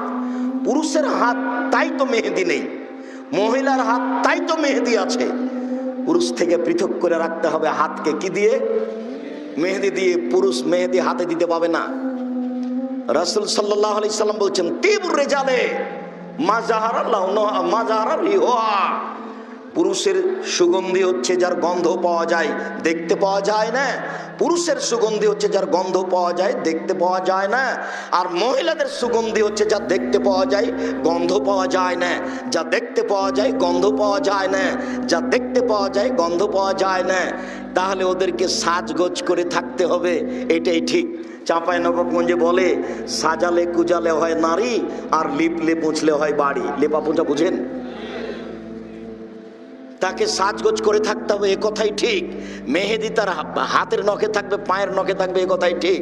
আব্দুর রাজ্জাক সাহেব, আমাদের এলাকাতে একটা কথা ছড়িয়ে আছে, আল্লাহর নবী দাড়িতে মেহেদি দিয়েছিলেন, সেই জন্য মহিলারা পায়ে মেহেদি দিতে পাবে না। কথাটা কেমন? তা আমি আপনাকে বলি, কথা যদি তাই হয় তাহলে আল্লাহর নবী বলেছেন ঋতুবতী মহিলারা যখন ঋতু থেকে পবিত্র হবে তখন সে লজ্জা স্থানে আতর ব্যবহার করবে। তো আতর তো আল্লাহর নবী দাড়িতে লাগিয়েছেন, এবার একটার সাথে আর একটা লাগাতে হবে না। আল্লাহর নবী মেহেদি দাড়িতে দিয়েছেন, দাড়ি পেকে গেলে মেহেদি দিয়ে দাড়ি লাল করতে হবে, এটাই সুন্নাত, সাদা রাখা যাবে না, এটাই সুন্নাত। এর অর্থ এই নয় যে এখন থেকে মেহেদি কোরআন মাজিদ হয়ে গেছে, এটা নয়, ওটা এটা নীতি। কোন মহিলা নখে নেইল পালিশ দিতে পাবে না। ইহুদি খ্রিস্টানদের পতিতালয়ের মহিলাদের বৈশিষ্ট্য হচ্ছে নখে নেইল পালিশ দেওয়া। ইহুদি খ্রিস্টানদের পতিতালয়ের মেয়েদের বৈশিষ্ট্য হচ্ছে নখে নেইল পালিশ দেওয়া। নেইল পালিশ মোটা, অজু হবে না, সলাত হবে না, এই জন্য দেওয়া হবে না, এই কথাটা নয়। এটা হচ্ছে ইহুদি খ্রিস্টানদের পতিতালয়ের মেয়েদের বৈশিষ্ট্য, এই জন্য দেওয়া হবে না। কপালে টিপ দেওয়া হবে না, এই জন্য যে হিন্দু মেয়েদেরকে বিবাহ করার 10টা পদ্ধতি আছে, তার একটা পদ্ধতির নাম রাক্ষসী বিবাহ। মেয়ের বাপ বিবাহ দিবে না, ছেলেটা জোর করে বিবাহ করবে। ছেলেটা যদি তার কপালে টিপ দিয়ে দিতে পারে তাহলে বিবাহ হয়ে গেছে, তার নাম রাক্ষসী বিবাহ। টিপটা তাদের পক্ষ থেকে এসেছে, যার কারণে মুসলিম মহিলা কপালে টিপ দিতে পাবে না। তাই তো মুসলিম মহিলা কপালে সিঁদুর দেয় না, তাই তো মুসলিম মহিলা হাতে শাখা পরে না, ওই যে সাদা চুড়িটা, ওর ওটা বৈশিষ্ট্য, সে এটা ছাড়ে না। মুসলিম মহিলায় বিক্রি হয়ে যায়, এখানে সেখানে ঘুরে হিন্দুদের মেলায় গিয়ে সময় কাটায়। সম্মানিত দিনী ভাই বোন, বলছিলাম মহান আল্লাহ বলেন, পৃথিবীর মুসলিম মহিলা শুনে রাখো, তোমাদেরকে চক্ষু নিচু করতে হবে, তোমাদের লজ্জা স্থানকে জেনা থেকে হেফাজত করতে হবে। আল্লাহ তাআলা বলেন তোমাদের সৌন্দর্যকে ঢেকে রাখতে হবে। তবে স্বামীর সামনে মাথার চুল খুলে রাখা যায়, সৌন্দর্য প্রকাশ করা যায়, শ্বশুরের সামনে করা যায়, ছেলের সামনে করা যায়, ভাইয়ের ছেলের সামনে করা যায়, বোনের ছেলের সামনে করা যায়, আর একজন মহিলার সামনে করা যায়, বাড়ির দাসীর সামনে করা যায়। এইভাবে আল্লাহ তাআলা ধারাবাহিকভাবে উল্লেখ করলেন। সম্মানিত দিনী ভাই বোন, আবু সাঈদ খুদরি রাদিয়াল্লাহু তাআলা আনহু বলেন, রাসূল সাল্লাল্লাহু আলাইহি সাল্লাম বলেছেন, পৃথিবীর মানুষ ফাত্তাকুদ দুনিয়া ওয়াত্তাকুন নিসা, তোমরা পৃথিবী থেকে বেঁচে থাকো এবং মহিলা থেকে বেঁচে থাকো। ফাওয়ালা ফিতনা ফি বনি ইসরাঈল কানাত ফিন নিসায়ে, প্রথম সমস্যা মহিলাদের মধ্যে দেখা দিয়েছে বনি ইসরাইলের যুগে। অতএব মহিলা থেকে সাবধান থাকো। মহিলা থেকে কথা বলার ব্যাপারে, চলার ব্যাপারে, পড়াশোনার ব্যাপারে, লেনদেনের ব্যাপারে, সব ব্যাপারে সাবধান থাকো। ও তোমাকে বেকায়দায় ফেলে দিবে। ধারাবাহিক আমি আলোচনা আপনার সামনে পেশ করছি, খেয়াল করে থাকবেন। যা বুঝলাম মহিলারা বিপজ্জনক বস্তু, তাই বাঁচতে বলেছেন। পৃথিবী জড় বস্তু, পৃথিবী কি করতে পারে যে আল্লাহ বলছেন তোমরা মাটি থেকে বেঁচে থাকো? বিচারের মাঠে আল্লাহ তাআলা মানুষকে এমনিতে জাহান্নামে দিবেন না, মানুষকে অপরাধী প্রমাণ করবেন, তারপর জাহান্নামে দিবেন। প্রত্যেক মানুষের জন্য 99টা খাতা আছে। এক একটা খাতা এত বড় লম্বা, চোখের পাওয়ার যত দূর যায়, সবাইকে তার হাতে খাতা দেওয়া হবে। খাতা দিয়ে তাকে বলা হবে পড়ো, ইকরা কিতাবাক, তুমি তোমার নিজের খাতা পড়ো, কি লেখা আছে। আপনি আরবি জানলেও পড়তে পারবেন, আরবি না জানলেও পড়তে পারবেন। আপনি পড়বেন আর বলবেন মালি হাদাল কিতাব, কি আশ্চর্য ধরনের খাতা, লা ইউগাদিরু সাগীরাতান ওয়ালা কাবীরা, জীবনের ছোট কথাও লেখা আছে, বড় কথাও লেখা আছে। আপনি নিজের পাপ নিজেই পড়বেন, ঢেকে রাখার কোনো পথ নেই। মাটি কথা বলবে। আল্লাহ তাআলা বলছেন ইয়াউমাইযিন তুহাদ্দিসু আখবারাহা, যেদিন মাটি টপ টপ টপ টপ করে কথা বলবে। কোথায় বসে আপনি জেনা করেছেন, মাটি ছবি সহ ধরে রেখেছে। কখন ভাবির সাথে কথা বললেন, মাটি ছবি সহ ধরে রেখেছে। আজকে কার সাথে মোটরসাইকেলে কার পিছনে এসেছেন, কাকে নিয়ে এসেছেন, এই ছবি ধরে রেখেছে মাটি। বিচারের মাঠে আপনাকে দেখতে বলা হবে, বিচারের মাঠে মাটি কথা বলবে, তখন আপনি অবাক হয়ে যাবেন, এ আবার কেমন কথা? মোবাইলের মুখ নাই তবু মোবাইল কথা বলতে পারে, মানুষের তৈরি যন্ত্র মুখ ছাড়াই কথা বলতে পারে। সর্বশক্তিমান আল্লাহ, ইন্নাকা আলা কুল্লি শাইইন কাদির, তুমি সবকিছু করতে পারো এমন সত্তা ক্ষমতাধর আল্লাহ এই মাটিকে একটা উন্নত মানের যন্ত্র করতে পারেন না? মাটি খুব অত্যাধুনিক আধুনিক যন্ত্র, আপনার ছবি সহ আপনার কর্ম ধরে রেখেছে। বিচারের মাঠে বলে আপনাকে অপরাধী প্রমাণ করে জাহান্নামে দেওয়া হবে। আপনার সব অপরাধকে টিভির পর্দার মতো দেখানো হবে। মহান আল্লাহ বলছেন, মিসকালা যারাতিন খায়রা ইয়ারা মিসকালা যারাতিন শাররা ইয়ারা। কেউ যদি বিন্দুমাত্র পাপ করে থাকে সে দেখতে পাবে, কেউ যদি বিন্দুমাত্র নেকি করে থাকে সে দেখতে পাবে। আবু সাঈদ খুদরি রাদিয়াল্লাহু তাআলা আনহু বলেন, রাসূল সাল্লাল্লাহু আলাইহি সাল্লাম বলেছেন, যেদিন মানুষ তার প্রতিপালকের সাথে কথা বলবে সামনাসামনি মুখামুখি, লাইসা বাইনাহু বাইনাহু তারজুমান, আল্লাহ এবং ব্যক্তির মাঝে কোনো দোভাষী থাকবে না, কোনো অন্তরাল থাকবে না। আপনার এবং আল্লাহর মাঝে কোনো দোভাষী অন্তরাল থাকবে না, সামনাসামনি কথা হবে। আপনাকে আল্লাহ তাআলা 5টা বিষয়ে জিজ্ঞাসা করবেন। যখন জিজ্ঞাসা শুরু হবে তখন আপনি ডান দিকে লক্ষ্য করবেন। আল্লাহ রাসূল বলছেন, ফায়ানজুরু আয়মানা মিনহু, সে তার ডান দিকে লক্ষ্য করবে। ফায়ারা মা কাদামা মিন আমালিহি, জীবনের সব কর্ম ডান দিকে দেখতে পাবে। ওই যে সেদিনের কর্ম, ওই যে সুদ ঘুষ, ওই যে জেনা, সব দেখতে পাবেন, একবারে চলে আসছে আপনার সামনে। সে তার বাম দিকে লক্ষ্য করবে। বাম দিকে লক্ষ্য করলে পুরো জীবন কর্ম দেখতে পাবে। যা দেখলো ডানে তা দেখবে বামে, যা দেখলো ডানে তা দেখবে বামে। এবার সামনের দিকে দেখলে জাহান্নাম দেখতে পাবে। এইটা অবস্থা বিচারের মাঠের। এই কথা মুহাম্মদ সাল্লাল্লাহু আলাইহি ওয়াসাল্লাম বলেন, হাদিস বুখারী মুসলিম। সম্মানিত দিনী ভাই বোন, আপনাকে মানুষকে অপরাধী করার আরেকটা প্রমাণ হচ্ছে এই যে বিচারের মাঠে হাতে কথা বলবে, জীবনে যা করেছে। কোন মেয়ের গায়ে হাত লাগিয়েছেন, হাত টপ টপ করে বলবে। হাত যে কত বড় শত্রু তা আমি এখন বুঝাতে অক্ষম। যখন হাতে কথা বলবে তখন পা বলবে, হাত তুমি ঠিক বলেছ। তাহলে কি হলো? এবার শুধু আপনার আত্মা আপনার সাথে আছে, শুধু আত্মার দিক দিয়ে আপনি অপমান হচ্ছেন। এই যা সবকিছু আপনার বিরুদ্ধে, তার নাম বিচারের মাঠ। বিচারের মাঠ বড় কঠিন। কবর যত কঠিন, কিয়ামত তার চেয়ে অনেক অনেক অনেক বেশি কঠিন। কিয়ামত যত কঠিন, জাহান্নাম তার চেয়ে অনেক অনেক অনেক বেশি কঠিন। কি দিয়ে বুঝায় আপনাকে আমি বিচারের মাঠ কত বড় কঠিন? রাসূল সাল্লাল্লাহু আলাইহি সাল্লাম বলেন, পৃথিবীর মানুষ, ফাত্তাকু দুনিয়া ওয়াত্তাকুন নিসা, তোমরা দুনিয়া থেকে বেঁচে থাকো, তোমরা মহিলা থেকে বেঁচে থাকো। উসামা বিন যায়েদ রাদিয়াল্লাহু তাআলা আনহু বলেন, রাসূল সাল্লাল্লাহু আলাইহি সাল্লাম বলেছেন, মা তারাকতু বাদি ফিতনাতান আযারাল রিজাল মিনান নিসায়ে। মুহাম্মদ সাল্লাল্লাহু আলাইহি সাল্লাম বলেন, আমার জীবনে আমি ছাড়িনি কোনো বস্তু পৃথিবীতে যেটা পুরুষের জন্য বেশি বিপজ্জনক হতে পারে নারীদের চেয়ে। আমার জীবনে আমি ছাড়িনি কোনো বস্তু যেটা পুরুষের জন্য বেশি বিপজ্জনক হতে পারে নারীদের চেয়ে। আমি ছাড়িনি কোনো বস্তু যেটা পুরুষের জন্য বিপজ্জনক হতে পারে নারীদের চেয়ে। নারী হচ্ছে পুরুষের জন্য সবচেয়ে বিপজ্জনক বস্তু। এই কথা মুহাম্মদ সাল্লাল্লাহু আলাইহি সাল্লাম বলেন, হাদিস বুখারী মুসলিম।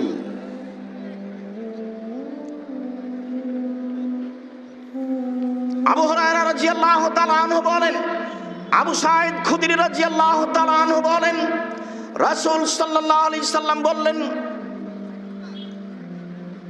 ইয়া মাশারান নিসা, হে মহিলাদের দল, তোমরা শুনে রেখো, মা রাআইতু মিন নাকাসাতি আকলিন ওয়া দীনিন আযহাবা লিরুব্বির রাজুলিল হাজমিন ইহদাকুন্না। তোমরা এমন একটা জাতি যে বুদ্ধিমানের বুদ্ধিকে নষ্ট করতে পারো। তোমাদের চেয়ে কেউ বুদ্ধিমানের বুদ্ধিকে নষ্ট করতে পারে না। তোমরা এমন জাতি যে বুদ্ধিমানের বুদ্ধিকে নষ্ট করতে পারো। তোমরা এমন জাতি যে বুদ্ধিমানের বুদ্ধিকে নষ্ট করতে পারো। একবার যদি ও হাসি মুখে কথা বলে তাহলে আপনার ঈমান বিক্রি হয়ে যাবে, তার নাম নারী। এই কথা মুহাম্মদ সাল্লাল্লাহু আলাইহি সাল্লাম বলেন। সম্মানিত দিনী ভাই বোন, আবু সাঈদ খুদরি রাদিয়াল্লাহু তাআলা আনহু বলেন, রাসূল সাল্লাল্লাহু আলাইহি ওয়াসাল্লাম বললেন, ইয়াকুমুদ দুখুল আলা নিসায়ে, মহিলাদের কাছে যায় না, মহিলাদের সাথে কথা বলতে যায় না, ওদের সাথে কথায় জড়িয়ে পড়ো না, ওদের থেকে দূরে থাকো। তখন একজন আনসারী সাহাবী বলছেন, আল্লাহর নবী, আলহামু, তো বাড়িতে যে দেবর থাকে, দেবরের ব্যাপারে আপনি কি বলছেন? তখন আল্লাহ রাসূল বলছেন, আলহামুল মউত, দেবর হচ্ছে মরণের মতো। মালাকুল মউতকে যেমন ভয় করতে হয়, দেবরকে তেমন ভয় করতে হবে। ও আদরের বস্তু মনে করতে হবে না, ওকে খানা পানি দিতে হবে, এ কথাই ঠিক। তাকে মূল্যায়ন করতে হবে, এ কথাই ঠিক। নিজেকে খুব হেফাজতে রেখে, সাবধানে রেখে বাড়িতে থাকতে পারে, এ কথাই ঠিক। যদিও এইটা হচ্ছে মেহেরপুর কুষ্টিয়া, মানে হলো এই যে দুই ভাই বসবাস করছে, তো পৃথক হয়ে যদি বসবাস করতে চাই, মধ্যে যদি বাড়তি ঘিরা দিয়ে দেয়, তাহলে ছেলে মেয়ের আর বিবাহ হবে না। কেন?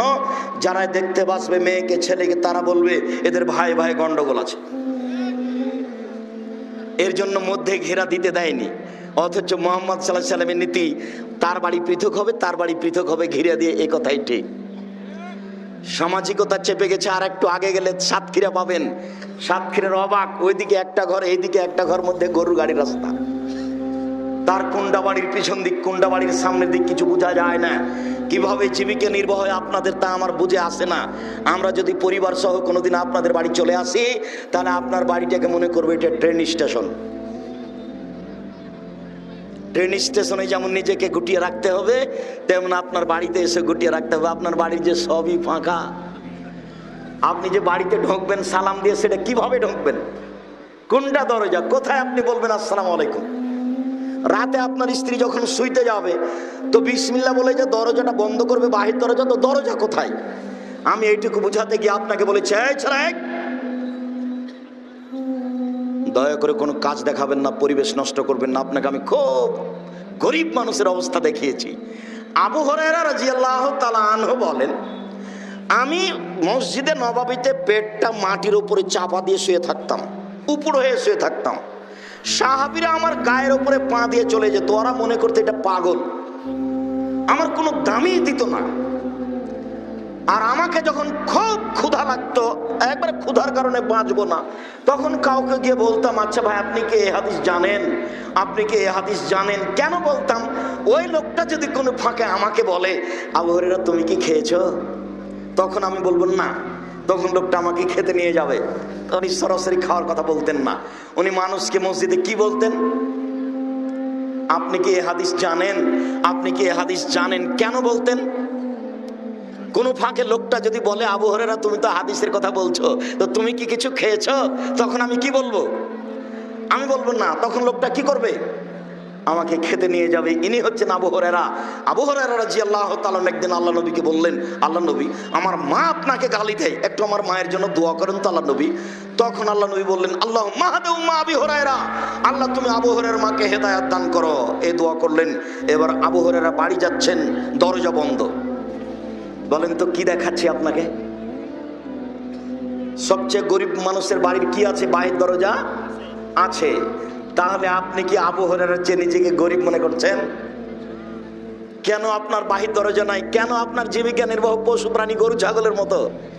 আপনি বাড়ির চতুর্দিক ইট দিয়ে ঘেরেন, একটা দরজা করেন, নইলে চট দিয়ে ঘেরেন। চট বুঝেন না? চট ছালা বুঝেন না? সেটা দিয়ে ঘেরেন, একটা দরজা করেন। এ দেখেন গরিব মানুষ দরজা দাঁড়িয়ে আছে, কান লাগিয়ে দেখছে যে পানির শব্দ, কি যে করছে আমার মা। একটু পরে আমার মা দরজা খুলে দিয়েছেন, দেখলাম আমার মায়ের মাথায় কাপড় নেই। তার মানে তার মা অমুসলিম, তবু মাথায় কাপড় দিত। আমার মা তাড়াহুড়া করে এসে দরজাটা খুলে দিয়েছে, দেখলাম আমার মায়ের মাথায় কাপড় নেই। আমার মা তখন আমাকে দেখেই বলছেন, আশহাদু আল্লা ইলাহা ইল্লাল্লাহ ওয়া আশহাদু আন্না মুহাম্মাদুর রাসূলুল্লাহ, আমি সাক্ষ্য দিচ্ছি আল্লাহ ছাড়া কোনো মাবুদ নাই, আমি সাক্ষ্য দিচ্ছি মুহাম্মদ আল্লাহর রাসূল। মানে দোয়া কবুল হয়ে গেছে।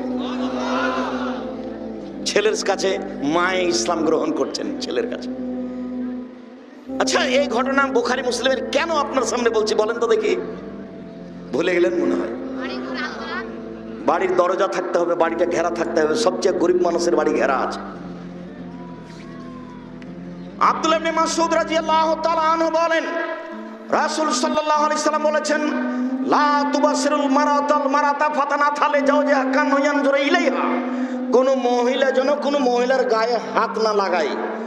হলুদ মাখাতে পাবে না ভাবি, হলুদ মাখাতে পাবে না চাচাতো খালাতো বোন, কেউ একজন মহিলার গায়ে হলুদ মাখাতে পারে না, তোমার গায়ে তো বহু দূরের কথা।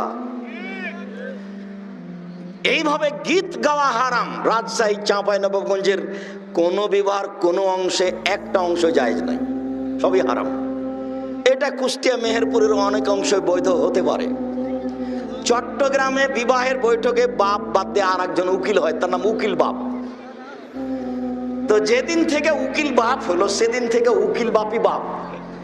ওই মেয়ের বাড়ি বেড়াতে যায়, ও তার বাপের বাড়ি বেড়াতে, সে আজ থেকে বাপ। অবাক ধর্ম। আর মেহেরপুর, কুষ্টিয়া, ঝিনাইদহ, সাতক্ষীরা, খুলনা, বাগেরহাট এসব ডিস্ট্রিক্টে উকিল বাপ হয়, তবে সেদিন থেকে উকিল বাপ হয়ে গেছে এই কথা নয়।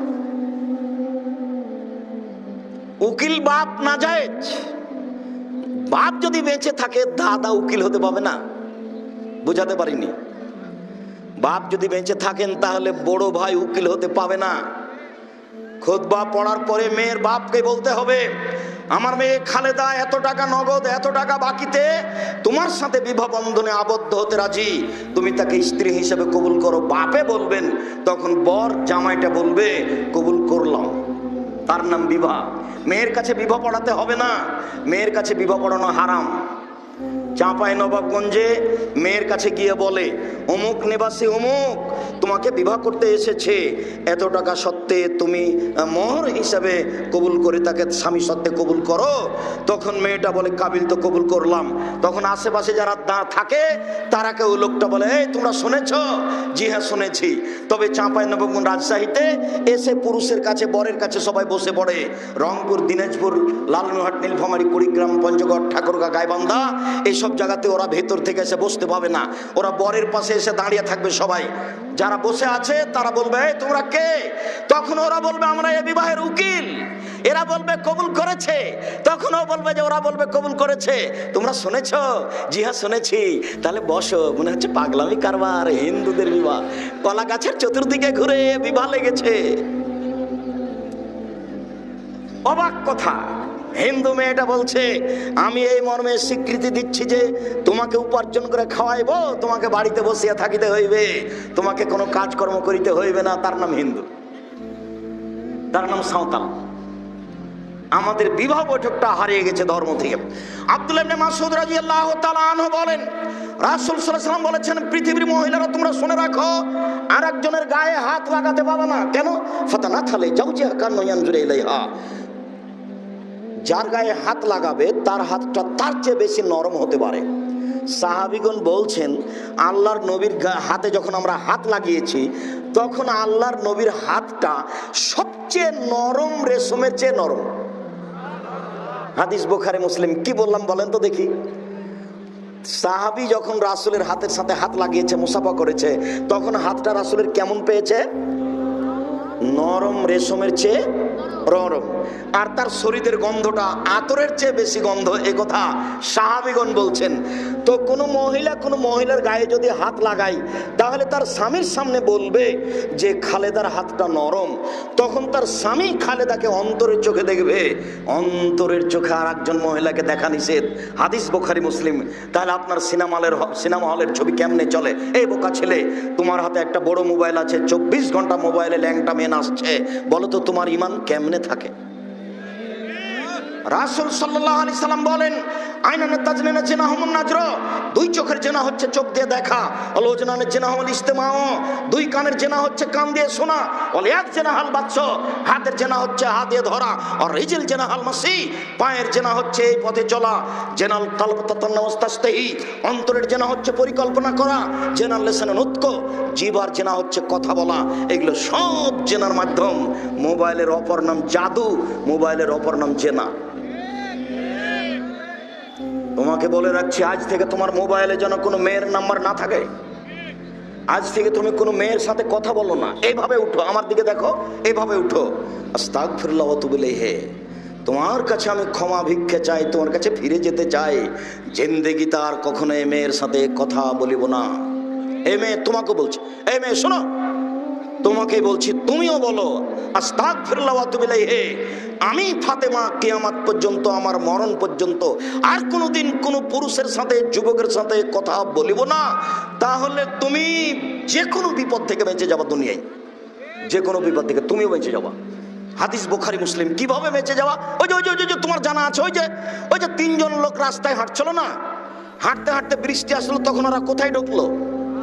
একটা গর্তে ঢুকলো, তখন একটা পাহাড় থেকে বড় পাথর এসে গর্তের মুখে পড়ে গেলো, এরা তার বের হতে পারবে না। তখন তিনজনের একজন বলছে, আল্লাহ আমার বাপ মাকে ভালোবাসি আমি, পাথরটা সরিয়ে দাও। আল্লাহ বললেন কিছু দিলাম। আর একজন বলছে, আল্লাহ আমি একটা লোককে কাজে নিয়েছিলাম, অর্ধেক দিন কাজ করেও বাড়ি চলে যাবে, আমার কাজ করবে না। আমি বললাম অর্ধেক দিনের টাকা নাও। তো নিল না, রাগ করে চলে গেল। অনেক দিন পরে এসে আমাকে বলছে অর্ধেক দিনের টাকা দেন। আমি বললাম সব গরু ছাগল নিয়ে যাও। আমাকে বলছে মজাক করবেন না, অর্ধেক দিনের টাকা দেন। আমি বললাম মজাক করিনি, তোমার অর্ধেক দিনের টাকা দিয়ে গরু ছাগল করেছি, সব নিয়ে যাও। নিয়ে চলে গেল। তোমাকে সন্তুষ্ট করার জন্য যদি কাজটা করে থাকি, একটু পাথর সরিয়ে দাও। দিল। এখন তৃতীয় জন বলছে, আল্লাহর নবী আমার একটা চাচাতো বোন ছিল, খুবই সুন্দরী, আমি তার সাথে জেনা করতে চেয়েছিলাম। সে আমাকে বলেছিল 100টি স্বর্ণ মুদ্রা লাগবে। সে ভেবেছিল আমি গরিব মানুষ, আমি 100টা স্বর্ণ মুদ্রা সংগ্রহ করতে পারবো না। আমি হাড় ভাঙা পরিশ্রম করে 100টা স্বর্ণ মুদ্রা তাকে দিলাম। আমি জেনা করতে বসেছি। যখন জেনা আরম্ভ করব তখন আমাকে বলছে, আব্দুল্লাহ ইত্তাকিল্লাহ, এ আল্লাহর বান্দা, আল্লাহকে ভয় কর রে, আমাকে অসতী প্রমাণ করিস না। ফাকুমতা আনহা, আমি ওখান থেকে উঠে গেছি, তুমি এই গর্তের মুখ থেকে পাথর সরিয়ে দাও। আল্লাহ বললেন দিলাম। হাদিস তো বুখারী মুসলিম। তুমি যে কোনো বিপদ থেকে বেঁচে যাবা, যে কোনো বিপদ থেকে। তুমি আর একটা শোনো, আজ থেকে তুমি যদি এই মেয়ের সাথে কথা বলা বন্ধ করতে পারো, তাহলে 7 শ্রেণীর মানুষ বিশ্বের মাঠে বিশেষ চাহিদা থাকবে, তার মধ্যে তুমিও আছো। তুমি আর একটা শুনে রাখো, উপস্থিত বৈঠকের মুসলিম বোন একটু শুনে রাখেন, ধৈর্যের পরিচয় দিবেন। অনেক কষ্ট করে এসেছেন দূর থেকে গাড়ি ঘোড়ায়, একটু বসে থাকুন। আপনার কাছাকাছি আসছি, আপনাকে আমি কষ্ট দিতে চাইনি, আপনার জন্য অনেক ভালো কথা আছে, একটু অপেক্ষা করুন। সম্মানিত দিনী ভাই বোন, আমি আপনাকে বলছিলাম, আপনি যদি আজ থেকে মেয়ের সাথে গল্প করা বন্ধ করতে পারেন, তাহলে আল্লাহ আপনাকে জান্নাতুল মাওয়া দিবেন। আল্লাহ তাআলা বলছেন, অনাহান নাফসানিল হাওয়া ফাইনাল জান্নাতা হিয়াল মাওয়া। পৃথিবীর পুরুষ নারী শুনে রাখো, পৃথিবীর পুরুষ নারী শুনে রাখো, তোমরা যদি অশ্লীল কাজকে বন্ধ করতে পারো, আমি আল্লাহ তোমাদেরকে জান্নাতুল মাওয়া দিয়ে দিলাম। এটা আল্লাহর ওয়াদা। আপনি একটু আগে আসেন, মেয়ে তুমি আগে আসো, তোমার মোবাইলের জন্য আজ থেকে আর কোনোদিন যুবকের নাম্বার না থাকে। দেখো আমার বক্তব্যের সাথে মুনাফিকি করো না, দেখো তুমি আমার বক্তব্যের সাথে মুনাফিকি করো না। বক্তব্যের সাথে মুনাফিকি করে সফল হতে পারবে না। তুমি এসেছো কোরআন হাদিস শোনার জন্য, আমিও চাচ্ছি তোমাকে শোনাতে।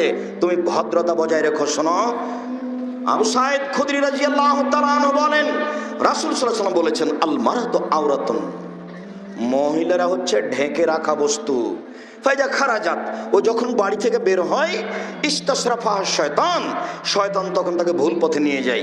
তুমি একবার এইদিকে হাঁটো, একবার ওইদিকে হাঁটো, একবার হাতে মা চুলে হাত দাও, একবার ভাঁজ করে কথা বলো। দেখেন না কেমন কেমন করে, একবার রাস্তার এই দিকে যায়, একবার ওই দিকে যায়, একবার ভাঁজ করে কথা বলে, একবার চুলে হাত দেয়, একবার গায়ে হাত দেয়, কেমন করে ঢং করে কথা বলে, কেন জানি কেমন কেমন করে। শয়তান ধরেছে তাকে। এ কথা আল্লাহর নবী বলছেন। আবু হুরায়রা রাদিয়াল্লাহু তাআলা আনহু বলেন, রাসূল সাল্লাল্লাহু আলাইহি সাল্লাম বলেছেন, সিনফানে মিন আহলিন নার, পৃথিবীর মানুষ শুনে রেখো, 2 শ্রেণীর মানুষ জাহান্নামে যাবে, আমি তাদের দেখিনি। পৃথিবীর মানুষ শুনে রেখো, 2 শ্রেণীর মানুষ জাহান্নামে যাবে, আমি তাদের দেখিনি। এক, ওদের হাতে থাকবে লাঠি, গাভীর লেজের মতো, একদিক মোটা একদিক চিকন, এরা দিয়ে মানুষকে মারবে, এরা জাহান্নামে যাবে, এদের আমি দেখিনি। আরেক শ্রেণীর মানুষ নিসাউন, মহিলা, কাশে এতন কাপড় পরে থাকবে, আর এতন উলঙ্গ। এই মেয়ে, তোমার গায়ের পোশাকটা তোমার কাছে কেমন? তোমাকে বলছি। এই শোনাই, গল্প করছো কেন? তোমাকে বলছি। তোমার মা তোমার পাশে বসে আছে, দেখো ছোট ব্লাউজ পরে বসে আছে, দেখো তোমার মায়ের গায়ের অর্ধেক নিচের দিক ফাঁকা আছে। বলো এটা কি? বলো যে আমরা মুসলিম মেয়ে, বলো যে আমার মা মুসলিম। তোমাকে আমি অপমান করিনি, তুমি আমার দিনী বোন, তোমার মা দিনী বোন, তোমার জন্য কল্যাণ কামনা করতে এসেছি। সম্মানিত দিনী বোন, আপনাকে যথাযথভাবে মূল্যায়ন করতে চাই। আপনি একটু ফিরে আসার চেষ্টা করুন, আপনার জন্য ভালো হবে। আর আপনি জাহান্নাম থেকে বাঁচার চেষ্টা করেন। 2-1টা কথা। এক, আল্লাহর নবী ঈদের মাঠে গেলেন, মহিলাদের সামনে গিয়ে বললেন, ইয়া মাশারান নিসা, হে মহিলাদের দল, তাসাদ্দাকনা ফাইনি উরিতুকুন্না আকসারা আহলিন নারে, তোমরা দান করো, তোমাদেরকে আমি বেশিরভাগ জাহান্নামে দেখছি। মহিলারা শোনো, তোমরা দান করো, আমি তোমাদেরকে জাহান্নামে বেশিরভাগ দেখছি। জাহান্নাম বলতে নারী আর নারী, জাহান্নাম বলতে নারী আর নারী। 1 মিনিট, সালাত আদায় করে জান্নাত পাওয়া যায়, জান্নাত কিনা যায় না। সিয়াম পালন করে জান্নাত পাওয়া যায়, জান্নাত কিনা যায় না। হজ করে জান্নাত পাওয়া যায়, জান্নাত কিনা যায় না। তাসবিহ তাহলিল জিকির আজকার করে জান্নাত পাওয়া যায়, জান্নাত কিনা যায় না। দান করে জান্নাত কিনা যায়। তাই তিনি বলছেন, মহিলারা দান করো, তোমাদেরকে আমি বেশিরভাগ জাহান্নামে দেখছি। এবার মহিলারা কারণ বলছে যে কেন কেন আমরা জাহান্নামে যাবো বেশি, একটু বলুন তো। তখন আল্লাহ রাসূল বলছেন, এই চলো, এক খেয়াল করো, তোমার মাকে বলে দিও, ও তো এসেছে আবার চলে গেছে, তো বুঝে না। তুমি তোমার মাকে বলে দিও জাহান্নামে বেশি কেন। আল্লাহ নবী বলছেন, এক তুকসিরনাল্লাহ, মহিলারা বেশি বেশি অভিশাপ করে, মহিলারা বেশি বেশি অপ্রয়োজনীয় কথা বলে, মহিলারা বেশি বেশি বদনাম করে, মহিলারা বেশি বেশি এর ওর কথা নিয়ে জড়িয়ে পড়ে, এই জন্য তারা জাহান্নামে যাবে। এক। দুই, ও এক ফরনাল আশিরা, স্বামীকে মেনে চলে না, স্বামীকে মেনে চলে না। একটু আবার বলছি, আয়েশা রাদিয়াল্লাহু তাআলা আনহা বলছেন, আল্লাহর নবী একদা চন্দ্র সূর্য গ্রহণের সালাত শিখাচ্ছিলেন। গত জুমার আগের জুমায় ছিল চন্দ্র সূর্য গ্রহণের সালাত। আল্লাহ নবী সালাত শিখাচ্ছেন। তো সালাত শেষে সাহাবীগণ বলছেন, আল্লাহর নবী আপনি সালাতের মধ্যে হাত বাড়িয়ে কি নিলেন? আবার দেখলাম খালি পিছে উঠছেন, এইটা কেন? এবার আল্লাহ রাসূল বলছেন উত্তর, শোনো, আমি সালাতের মধ্যে জান্নাত দেখলাম। তানাওয়াল তো উনকুদান, আমি মনে করলাম যে জান্নাত থেকে একটা ফলের গোছা নিয়ে নি। লাউ আখাযতুহু লাআকালতুম মা বাকিয়াতি দুনিয়া, যদি একটা ফলের গোছা নিয়ে নিতাম তাহলে পৃথিবীর মানুষ কিয়ামত পর্যন্ত খেত। তারপর আমি জাহান্নাম দেখলাম, এত কঠিন অবস্থায় আমি জাহান্নাম কোনোদিন দেখিনি, তাই আমি পিছে উঠছিলাম। শোনো, আমি জাহান্নামে বেশিরভাগ নারী দেখলাম। তো সাহাবীগণ বললেন, কেন? তখন আল্লাহ রাসূল বলছেন, বেকুফরিহিন না, ওরা কুফরি করে এই জন্য। তখন সাহাবীগণ বলছেন, একফুরনা বিল্লাহ, আল্লাহর কুফরি করে? তখন রাসূল বলছেন, না, একফুরনাল আশিরা, স্বামীকে মানে না। আমি কিন্তু অনবদক দিনী বোন, আপনাকে আমি কষ্ট দিতে চাইনি। আপনার জন্য জান্নাত সহজ, এটা আমি বলছি, একটু পরে বলছি, আপনি শোনেন একটু। স্বামীকে মানে না। এরপরে আল্লাহ রাসূল থামলেন না, বলছেন যে ওরা এমন, লাউ আহসানতা ইলা ইহদাহুন্না দাহারা, ওদের সাথে যদি সারা জীবন ভালো আচরণ করো, নরম ভালো কাপড় কিনে দাও, লাউ রাত মিনকা শায়ান, তোমার যদি একটু ভুল দেখে তাহলে বলবে মা রাআইতু খায়রান কাত্তু, তোমার মধ্যে কোনোদিন ভালো দেখিনি, চট করে এটা বলে ফেলবে। এবার উপস্থিত বৈঠকের মুসলিম বোন, আপনার নিকটে ফিরে আসলাম। আব্দুর রাজ্জাক সাহেব আমাদের ব্যাপারে অনেক বলেছেন, একটু জান্নাতের দুই একটা কথা বলেন। জি, আপনার জন্য জান্নাত সহজ। দিনী মুসলিম বোন, আপনার জন্য জান্নাত সহজ। চারটা কাজ করলে আপনি জান্নাতের যে কোনো দরজাতে ঢুকতে পাবেন। এক, সলাত খামসাহা, 5 ওয়াক্ত সালাত আদায় করলে জান্নাতের সব দরজাতে ঢুকতে পাবেন। দুই, সমাত শাহরাহা, রমজান মাসে সিয়াম রোজা থাকলেই জান্নাতের সব দরজাতে ঢুকতে পাবেন। তিন, আতাত বালাহা, স্বামীকে মেনে চললে জান্নাতের সব দরজাতে ঢুকতে পাবেন। চার, আহসানাত ফারজাহা, জেনায় লিপ্ত না হলে জান্নাতের সব দরজাতে ঢুকতে পাবেন। 4টে হয়ে গেল। তার মধ্যে একটা আপনার কাছে ভারী। এক, 5 ওয়াক্ত সালাত, আপনি তা পারেন। দুই, রমজান মাসে রোজা, এটাও আপনি পারেন। তিন, জেনা কোনোদিন হয়নি, এটাও ভালো। চার, স্বামীকে মেনে চলা। আব্দুর রাজ্জাক সাহেব, এটাই তো কঠিন। আমি আপনার দিনী ভাই, আপনাকে আমি পরামর্শ দিচ্ছি, তিতে লাগলেও স্বামীকে মানেন, মিঠা লাগলেও স্বামীকে মেনে চলেন, গালি দিলেও আপনি মেনে চলেন, আপনার জন্য ভালো হবে। যদি আপনি না পারেন তাহলে সংসার ত্যাগ করেন, ত্যাগ করা সহজ। কাজীর কাছে যান, চেয়ারম্যানের কাছে যান, গিয়ে বলেন আমার স্বামীর সাথে আমার সংসার হবে না, সম্ভব নয়। ভিন্নর ব্যবস্থা করে দেন। একটা তালাকনামা, খোলা তালাক লিখে স্বামীর বাড়ি পাঠিয়ে দেন। 30 দিন পরে আপনি অন্য জায়গাতে বিবাহ বসেন, এর নাম খোলা তালাক। আপনার অধিকার আছে, আপনাকে আমি এই পরামর্শ দিইনি, তবে আপনি অধিকার গ্রহণ করতে পারেন। আমি বলছি কষ্ট হলেও মেনে চলেন। মাস মাস কথা বলছেন না, সপ্তাহ সপ্তাহ কথা বলছেন না। মেয়েকে বলছেন আম্মু তোমার আব্বাকে খাবার দিয়ে আসো, বৌমাকে বলছেন বৌমা তোমার শ্বশুরকে খাবার দিয়ে আসো।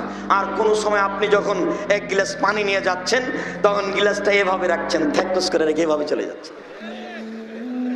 এইভাবে সংসার করতে হবে না, এইভাবে জাহান্নাম যেতে হবে, দরকার নাই এই সংসারে। আমি আপনাকে পরামর্শ দিচ্ছি, আপনি মেনে নেন, ভালো হবে। সম্মানিত দিনী বোন, রাসূল সাল্লাল্লাহু আলাইহি ওয়াসাল্লাম বলেন আদ-দুনিয়া কুল্লুহা মাতা ওয়া খায়রু মাতা'id দুনিয়াল মারাতু সালেহা। সারা পৃথিবী সম্পদ, সবচেয়ে উত্তম সম্পদ হচ্ছে নারী। এই ভাষা রাসূল সাল্লাল্লাহু আলাইহি ওয়াসাল্লাম শুধু নারীদের জন্য বলেছেন, কোন পুরুষের জন্য বলেননি। 1 মিনিট এদিকে দেখেন, মানালা জারিয়াতাইনে, কেউ যদি 2টা মেয়ের লালন পালন করে, হুয়া ফিল জান্নাতে হাকা যা, সেই ব্যক্তি আর আমি জান্নাতে এইভাবে থাকবো। তখন আঙ্গুল 2টিকে তিনি জমা করে দেখালেন। পৃথিবীর মানুষ শুনে রাখো, কেউ যদি 2টি মেয়ের লালন পালন করে, তাহলে সে ব্যক্তি আর আমি জান্নাতে এইভাবে থাকবো। তো তার যা 7টা মেয়ে তার জান্নাতে চলেই গেছে, মরেনি সেই জন্য। 3টে মেয়ে যার জান্নাতে চলে গেছে, মরেনি সেই জন্য। আল্লাহ নবী বলছেন কেউ যদি 2টা মেয়ের 1টা মেয়ের লালন পালন করে, তাহলে মেয়েটা হয়ে যাবে মধ্যে, ওইদিকে হবে জাহান্নাম আর এদিকে থাকবে তার বাপ। মধ্যে আছে মেয়ে, ওইদিকে আছে জাহান্নাম আর এদিকে আছে তার বাপ। বুঝাতে পারলাম না? আগে তার বাপের জান্নাত হবে, তারপরে তার মেয়ে জান্নাতে যাবে। আপনি বুঝতে পারেননি নারীদের কত মর্যাদা, আপনি হিসাব করতে পারেননি তাদের আল্লাহ কত সম্মান দিয়েছে। রাসূল সাল্লাল্লাহু আলাইহি ওয়াসাল্লাম বলছেন আন-নবিয়্যু ফিল জান্নাহ, নবী জান্নাতে যাবে। অশহীদু ফিল জান্নাহ, শহীদেরা জান্নাতে যাবে। অসিদ্দিকু ফিল জান্নাহ, সত্যবাদীরা জান্নাতে যাবে। ওয়াহুন নিসায়ে ফিল জান্নাহ, মহিলারা জান্নাতে যাবে। এখানে আপনার নাম আসেনি। তবে যখন মহিলারা জান্নাতে যাবে বলেছেন আল্লাহ নবী, তখন একটা কথা লাগিয়ে রেখেছে, সেটা হলো এই যে যারা বেশি বেশি সন্তান দিতে পারে, যারা বেশি বেশি স্বামীকে প্রেম বিনিময় ভালোবাসা দিতে পারে, যারা স্বামীর ব্যথার সাথে সমব্যথিত হয়, তাকে ভালো পরামর্শ দিতে পারে। স্ত্রী হিসাবে স্বামীকে পরামর্শ দেওয়ার মতো বুদ্ধি থাকতে হবে। 1 মিনিট, এই ছেলে, কথা তোমাকে নিয়ে যেতে হবে, সাবধান, একটু বসো, এদিকে শোনো। খাদিজাকে এসে আল্লাহর নবী বলছেন, গারে হীরা থেকে এসে আল্লাহ নবী বলছেন খাসি তলা নাফসি, খাদিজা আমার যে কি হয়, আমি মরে যাই নাকি, আমি খুব ভয় পাচ্ছি। ঘন্টার শব্দে কে যেন আমার কাছে আসলো, আমাকে চেপে ধরলো, চেপে ধরে বলছে পড়েন। আমি বললাম আমি পড়তে জানি না। বলছে পড়েন। আমি বললাম আমি পড়তে জানি না। বলছে পড়েন। আমি বললাম আমি পড়তে জানি না। তখন আমাকে বলছে ইকরা বিসমি রাব্বিকাল্লাযী খালাক, আপনি আপনার প্রতিপালকের নামে পড়েন। আমি পিছে পিছে পড়লাম, উনি আগে আগে পড়লেন। খাদিজা আমি ভয় পাচ্ছি, আমার যে কি হয়। এবার খাদিজা কি বলছে দেখেন, এইটুকু আপনার স্ত্রীকে হতে হবে। এবার খাদিজা রাদিয়াল্লাহু আনহা বলছেন কাল্লা, কখনো নয়, অসম্ভব, এটা হতে পারে না, আপনার কোনো ক্ষতি হবে না, কোনো সমস্যা নেই। এই কথা কে বলছে বলেন তো? স্ত্রী। তো সমাজে গন্ডগোল লেগেছে, তা আপনার উপরে খুব বিপদ, তো আপনার স্ত্রী কি বলবে? চিন্তা করবেন না, কোনো সমস্যা নেই, চিন্তা করবেন না, কোনো সমস্যা নেই, ইনশাআল্লাহ ঠিক হয়ে যাবে। এই কথা কে বলবে? স্ত্রী। ভালো পরামর্শ দেওয়ার একটু বুদ্ধি থাকতে হবে। দুনিয়ার হোঁচলা বেটি ছেলে কিছুই বোঝে না, খালি ঢং ঢং করে কথা বলার, খাওয়ার, বাজারে যাওয়া। বউকে বাজারে যেতে দিবেন না। স্বামী হলে 5টা জিনিস লাগে, খুব সাবধান। 1, যে মানের খাবেন সে মানের খাওয়াবেন। 2, যে মানের পড়বেন সে মানের পড়াবেন। 3, কটু কথা বলবেন না, কখনো বলবেন না ঠোঁটটা কালো, কখনো বলবেন না রংটা কালো, শুধু প্রশংসা করবেন, সারা রাত পা টিপে দেবে। 4, মুখের উপরে মারবেন না। 5 নিজের বাড়ি ছাড়া কোথাও যেতে দিবেন না। পুরুষ হলে এই 5টা করতে হবে। খালার বাড়ি যেতে পাবে না, ফুফুর বাড়ি যেতে পাবে না, নানির বাড়ি যেতে পাবে না, মায়ের বাড়ি যেতে পাবে না, জরুরি প্রয়োজন ছাড়া বাড়ি ত্যাগ করতে পাবে না। বাজার তো বহু দূরের কথা।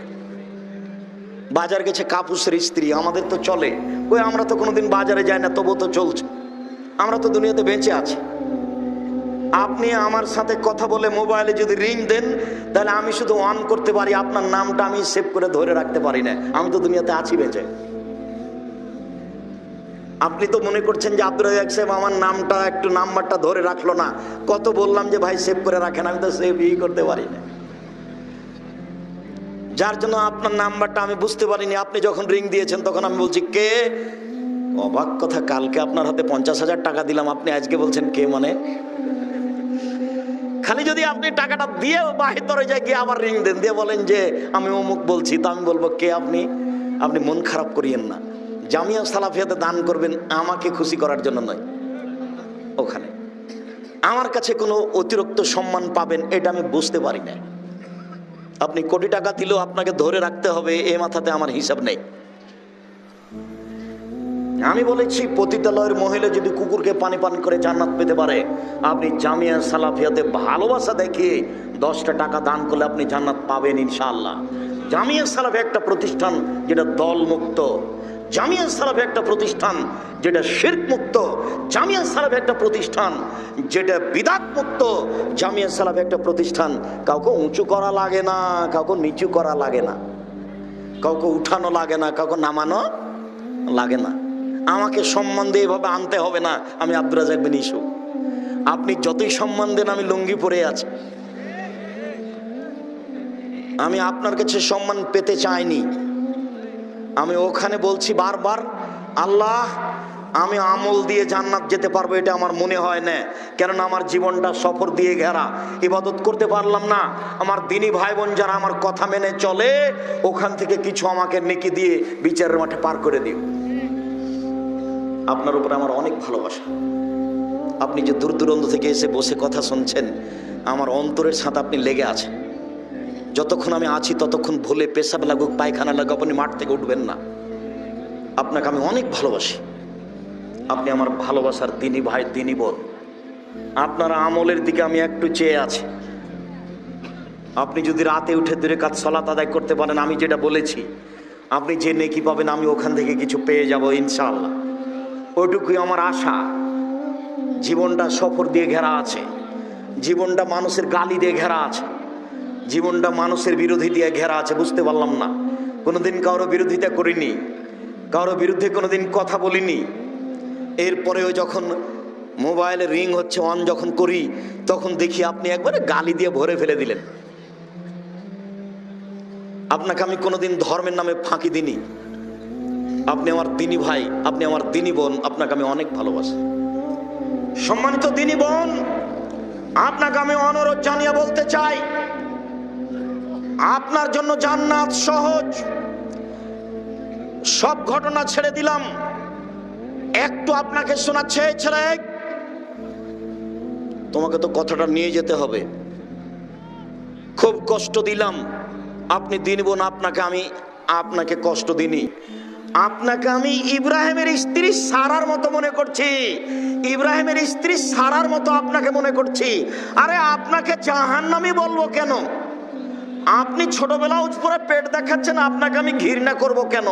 আপনাকে আমি সারার মতো মনে করছি। এ দেখেন, ইব্রাহিম আলাইহিস সালাম তার স্ত্রী সারাকে নিয়ে এক এলাকায় ঢুকলেন। সে এলাকায় ছিল স্বৈরাচারী শাসক। স্বৈরাচারী শাসককে বলা হলো, ইব্রাহিমের সাথে একজন মহিলা আছে, সে সারা পৃথিবীতে সবচেয়ে সুন্দরী। ইব্রাহিম আলাইহিস সালামকে বলা হলো, যেই মহিলা আপনার সাথে আছে কে? ইব্রাহিম আলাইহিস সালাম বললেন, হে উখতি, এ আমার বোন। এরপরে তিনি স্ত্রীর কাছে গিয়ে বললেন, শোনো সারা, আমি আকবর তো মান্নাকে উখতি, আমি তাদের বলে দিয়েছি তুমি আমার বোন, আমি তাদের বলে দিয়েছি তুমি আমার বোন। ফালা তুকাদ্দিবি বিহাদিসি, তুমি আমাকে মিথ্যুক প্রমাণ করো না। তুমি যদি বলো সে আমার স্বামী, তাহলে আমি মিথ্যুক হয়ে যাব। সারা শুনে রেখো, ইন আলালার যে মুমিন গায়রু গায়রুকে, তুমি আর আমি ছাড়া মাটির উপরে কোনো মুসলমান পুরুষ নারী নাই। এই হিসাবে আমরা দুজন ভাই বোন বটে। মাটির উপরে আমি আর তুমি ছাড়া কেউ মুসলমান মুমিন পুরুষ নারী নেই। এই হিসাবে আমরা ভাই বোন বটে। এই পর্যন্ত বলার পরে স্ত্রীকে রক্ষা করতে পারলেন না। ফারসালা বিহা ইলাইহি, স্ত্রীকে বললেন তুমি যাও, স্বৈরাচারী শাসকের কাছে যাও। স্বৈরাচারী শাসকের ঘরে ঢুকতেই ফাঁকা মাইলাইহা, স্বৈরাচারী শাসক তার দিকে দাঁড়িয়ে আগালো, হাত বাড়িয়েছে তাকে ধরবে। তখন সারা বলছেন থামেন, আগে ওযু হবে, 2 রাকাত সালাত হবে।